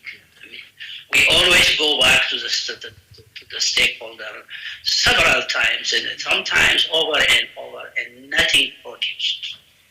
And they see no result. We promise nothing. So at the end, they get tired. They call stakeholder fatigue. So in this kind of situation, it is always good to demonstrate responsiveness earlier when there is an issue, and use different engagement formats to maintain interest, and clearly communicate how their input influence decision. So this is another one. Close the feedback loop. That means consult them and get the information and take it out and go back to tell them really, what has been achieved, what has not been achieved. That way, you can build trust and corrective action can be created. Actually, this is called the social accountability feedback loop. So this is key. Now, the second challenge is misinformation. People always spread false rumor, false information, and this creates uncertainty and lack of trust, between stakeholder and project. So when this kind of situation happens, the solution is just establish a proactive and a multi-purpose communication system, and address rumor as quickly as possible. Don't wait until the rumor really spread and start affecting community's trust. So it's just be proactive, have a communication system in place, and quickly address those issues. Now, the third challenge is limited borrower capacity. It's key. I mean, if the borrower don't know what he is doing, or the implementing agency don't know what they are doing, and obviously it is a problem. It is a problem. We will not be able to prepare a very good stakeholder engagement plan. We will not be able to engage the stakeholders. We will not be able to collect their view and their concern. We will not be able to integrate or incorporate their view and concern into the project. So at the end, we will end up having a project that is not delivering to the desire of stakeholders. Therefore, it is critical that stakeholders are creating the necessary capacity that is useful to developing and implementing the stakeholder engagement plan. And actually it is here, or it is at this point, that Center of Excellence like the one in UNILAG will play a critical role in terms of really building that capacity, in terms of providing hand-holding support, in terms of really making sure that capacity is built and updated continuously. So that is key. So with that, I think I'll go to part 4, which is basically the theory of change behind the system. Now, the theory of change, identify is anchored into the fundamental objectives that meaningful stakeholder engagement leads to demonstratively better project outcome across all dimensions sustainability. Again, meaningful consultation. So the key is information. Good information and providing information to stakeholders at the early stage is critical in terms of really building the stakeholder, in terms of really identifying problem, in terms of really charting the roadmap, in terms of really identifying the landscape. Then with that information, the key is continuous meaningful consultation or dialogue. So that input will lead us to this output consultation. Now, if we have a very good consultation or continuous meaningful dialogue, then it will lead us to what I call outcome, which is a very good risk management. That means risk can be managed, mitigation measure can be put in place, and whenever there is a problem, we'll be able to take, adaptive management measure that was really taking corrective action. So once we have this, then that outcome will lead us to output, which is enhanced social acceptance. That means the trust level is solid, our stakeholders trust us, and we are delivering a result, and we can repeat this over and over and over. This is a theory of change, of course. The assumption, the next slide, the assumption in the theory of change is that we believe stakeholders are willing. We also assume that borrower's capacity is strong. We also assume that we are transparent and have built capacity or trust, in other words. So now the expected outcome from SS10 implementation are, if it is done well, it is transformative. It creates constructive relationship. It helps to identify risk and mitigate. And it enhances project design. Now the next step is under part 5 is just building trust and sustainability. I think we discussed about this. Essential for risk management, good for better outcome, and it helps us also to move forward, meaning that we need to embrace stakeholder engagement, not as obligation, but as an opportunity to build stronger, more resilient projects that deliver transformative development outcome for communities and nations. So I think I will stop that. I mean, this is a very wide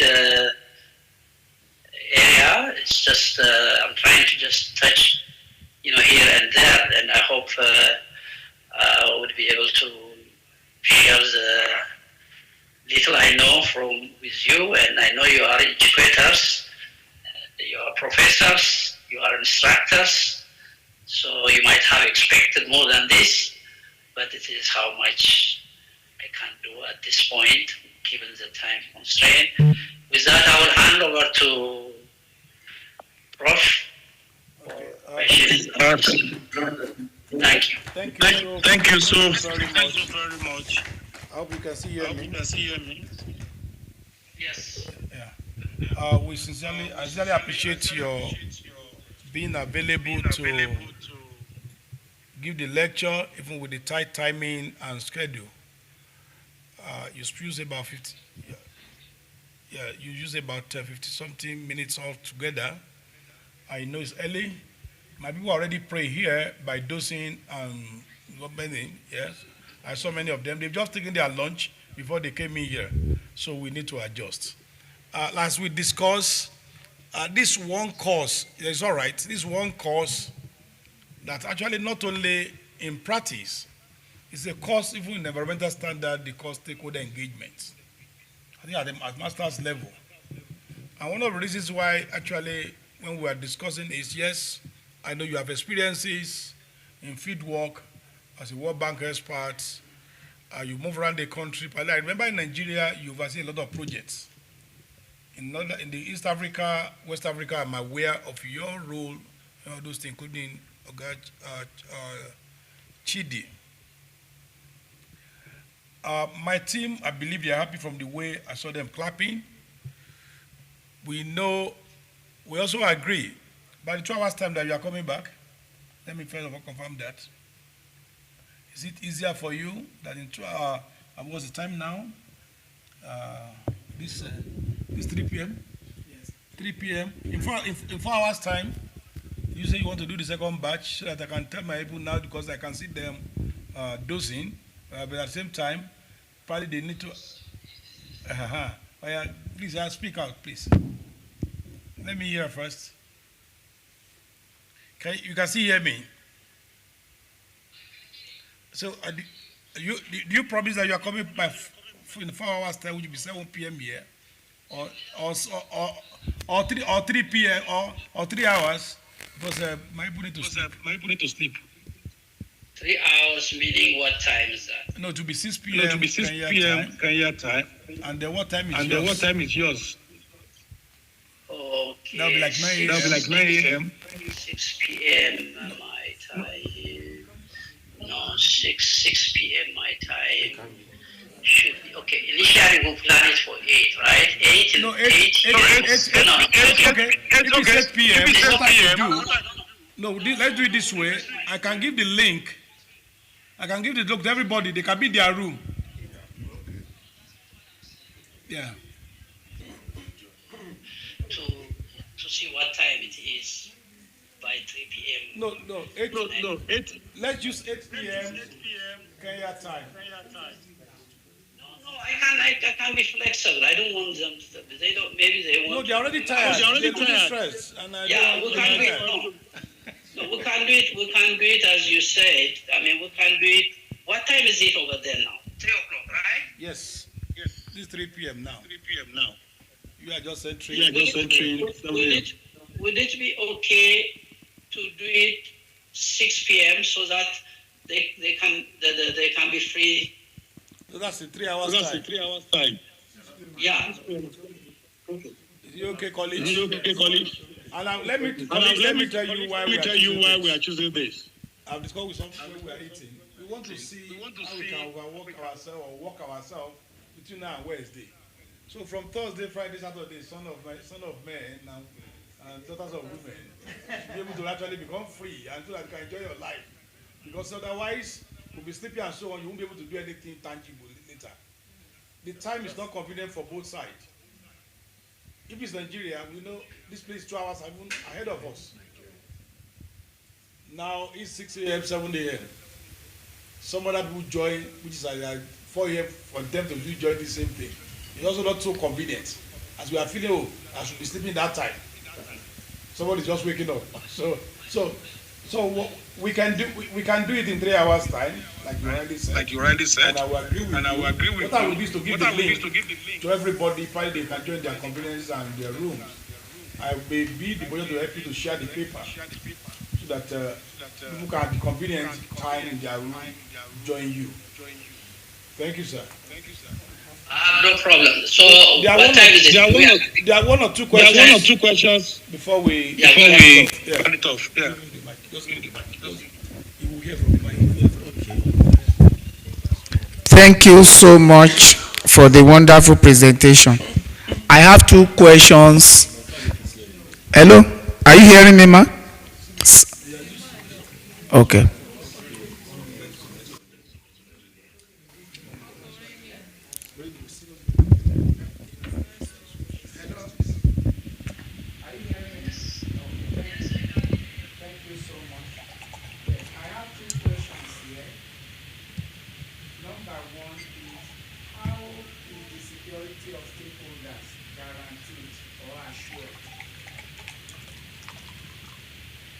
Either at before the stakeholders engagement and post-stakeholder engagement Activity. shape, because I had a terrible experience as regards to that. Then the second question is, what are the ethical requirements or consideration for a meaningful stakeholder engagement? Thank you. Epic.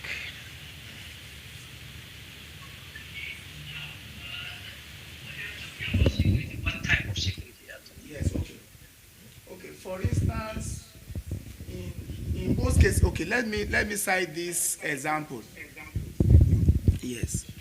Everything has to come down to how transparent the parties into that project is. I've seen a situation whereby the client organization who is directly responsible to engage with the stakeholders are now coming up with what we call fake community people to engage with by sidelining the real indigenes, the real owners of the community.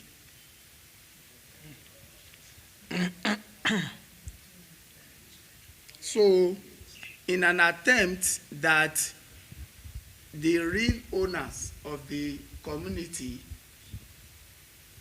were brought on board, it now became clear that their security is at threat. Their security is at threat and is threatened.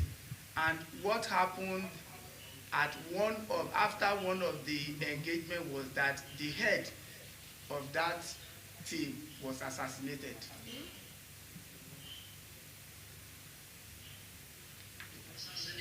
Yes. Yes, this has to do with an oil community in my state.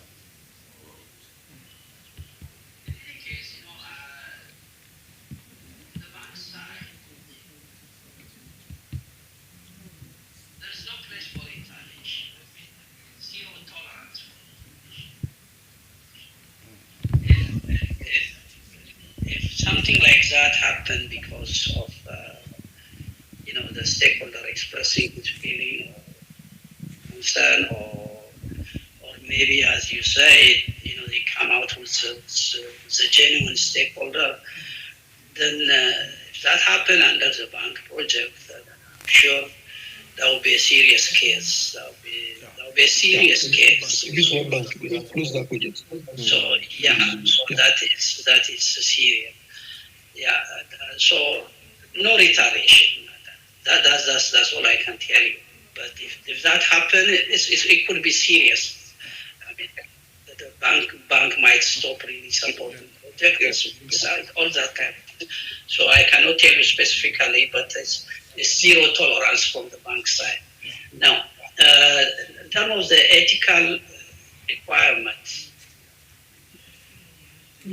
meaningful consultation. Okay, when we say meaningful consultation, what we mean is an open conversation, as I mentioned, where communication is two ways. Okay, I mean you go to see stakeholder and as per the stakeholder objective and requirements. In the first place, you need to present the information very clearly and honestly. Okay, that is the purpose of stakeholder engagement. To let stakeholders understand what is the benefit, the risk of the project. Okay, and what can be done to mitigate those risks, and what can be also done to make sure that stakeholder opinion or view or concern is incorporated. So it's a two-way. From the project power plant side, you give all the information that are relevant of the project, including the project objectives, the risks that come with it, the benefits, and you name it all. Then from stakeholder side, they give their feedback. I mean, they may say that the project is not good for us. The design need to be changed. The risk is very threatening, and we may not accept this. It may create problems. So it is an open two-way communication. So it's not the one way like it used to be, like I mentioned earlier, top down. You go, you tell them, look, this is what we feel you need, and this is what we should do. No, that is not a consultation. You tell them what you want to do, and they will tell you what they would like you to do. So that is the ethical consideration, two-way communication, and at the end of the day, concern and opinion and advice of the stakeholder is incorporated into the project design, and it becomes part and parcel of the project itself. So I think that is ethical consideration from my end. I don't know. Did I answer your question? James and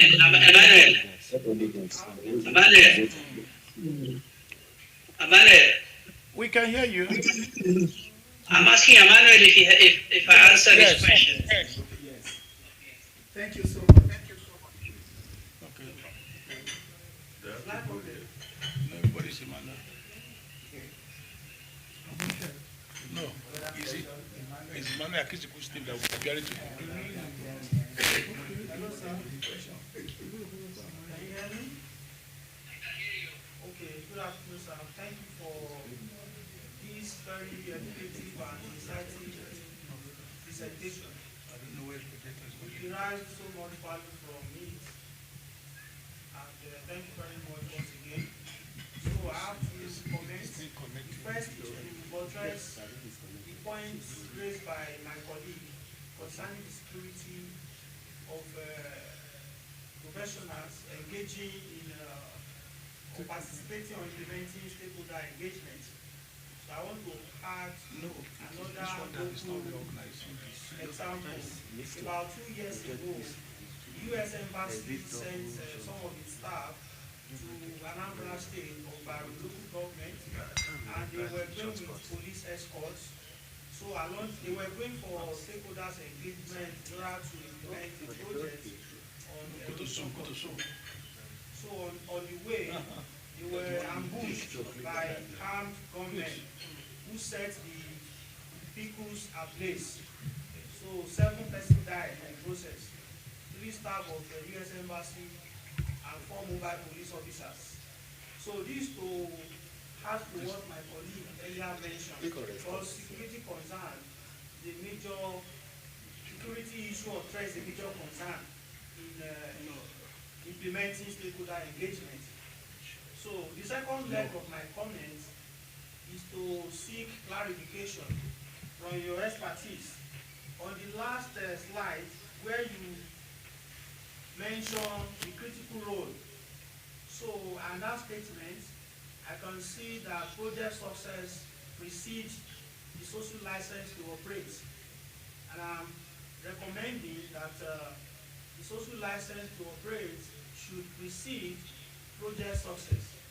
Because in the absence of social license to operate, it is difficult for project to succeed. What do you think about this? Thank you.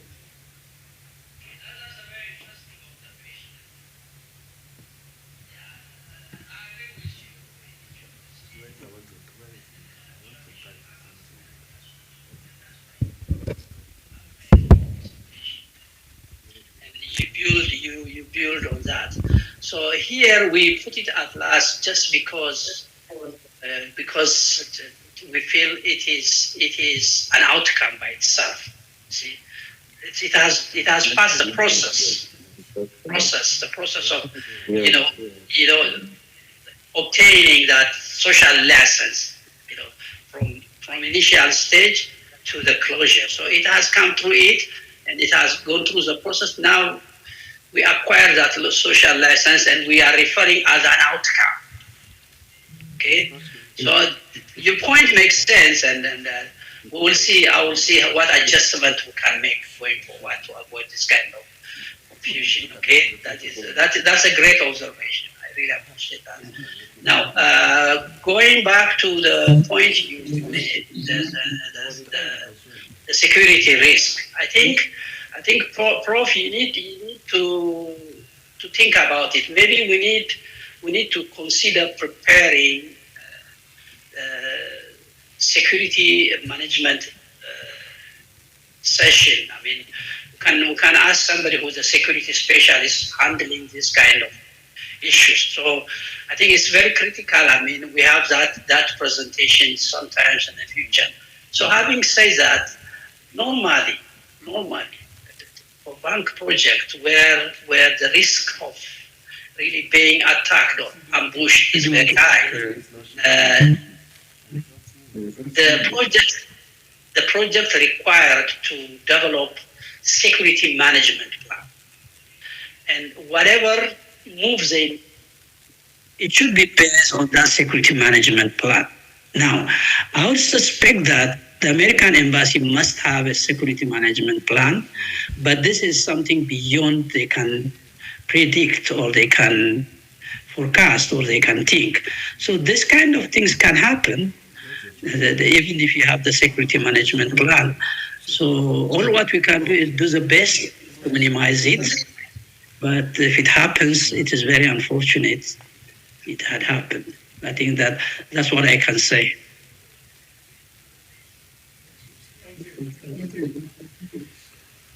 Okay, thank you so very much. So we are coming back what time? 6 o'clock? Right? Yes. Yes. You the same. All right. No problem. So Okay. thank you. So thank you. Can you?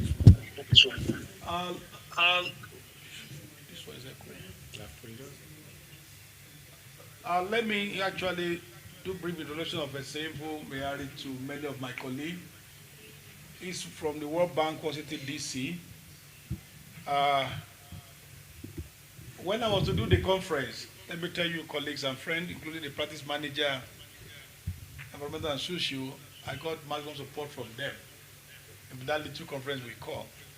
He's been to Nigeria several times too, and he's been on several projects. So when I was planning this training, I told them from the Washington DC, since in World Bank, and I'm bringing teachers, faculty members who actually teach some of these courses. And my little experience and observation is many of just go online, download book, and use it to discuss. And it's not our fault. It's because some have not even been involved in practice. And I'm happy with the question my colleagues are actually asking. If you have been involved or have you seen it, you know it's not as easy as what it is in the book. If you do stakeholder engagements at the beginning, in doing the project itself, and the closure. And ESS 10, he's been on it, on land acquisition and infrastructure settlement and so on. He's been social safeguard for many years. I remember we are discussing, if you see the plan he gave to me, if not for the time constraint we have, what be time, well, we just be banded together till we leave. And one of the aim we agree is, so by the time you are teaching, you should be able to bring case studies out. I'm saying it again because sometimes we get notes and so on. The case studies help the students. And some of you have actually taught some of my master students in particular. I find that some of your so-called students are actually practitioners. And they are deep in knowledge, in what you are actually teaching. So that when they throw questions, because you are just like, you are privileged to be the teacher, you have never had this hands-on. Either you find a way of how to throw the question back for them to answer and so on. So, and I said, we cannot continue with this because hands-on is necessary. Practice is necessary. Nature of the job, some of us take some time, will not give you that room. So, Oga Seifu, and thank you so very much. My special regards to Oga Chudi, and if you can peep at any other time, I will appreciate it. Just for me, let me just see his face, and I'll try to talk to Leila and the other guys, the ladies, if they also just come peep to see my people we are ready to make progress. And I know I'm going to meet you again on this and on this, but rest assured we started planning for the next year conference so that I want to see everybody around the world from different parts of the continent. So all the projects you are TTL and other people are called TTL, how we need to inform them on time to come. They need to pay because I'm running a sustainable program. And if they start paying dollars and so on, Nigeria will also be good. We go to Ghana, we go to other countries, other directives, and we find that people are they are actually making it sustainable. So I once again thank you so very much for being there. We will leave now, and then we'll come back in 3 hours' time. Like I said, what we could do is also to I'll give the link to my colleagues, probably at their community in their rooms, probably they just listen. But if they still strongly feel we need to come back together so that we can all listen together, that will be better for us. Once again, I thank you sincerely on behalf of myself, my team, and the University of Lagos for you to actually agree to do this for us. Thank you so very much, sir.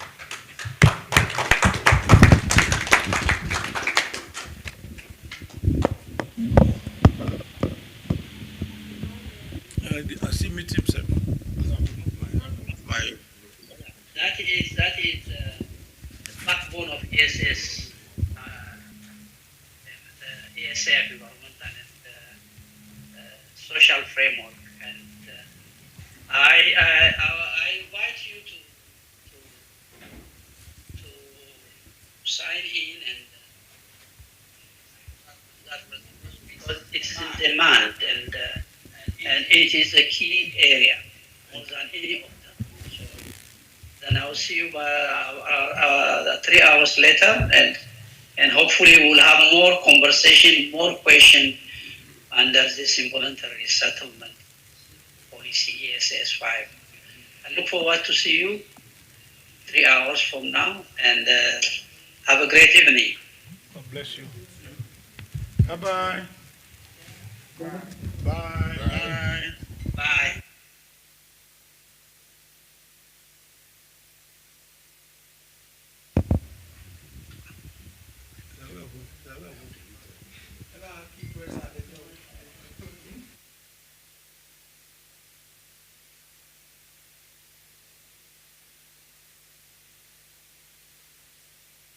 Degree. So, same message. Probably it's getting full. And the system, the internet. All right, so on that note, I want to thank every one of you.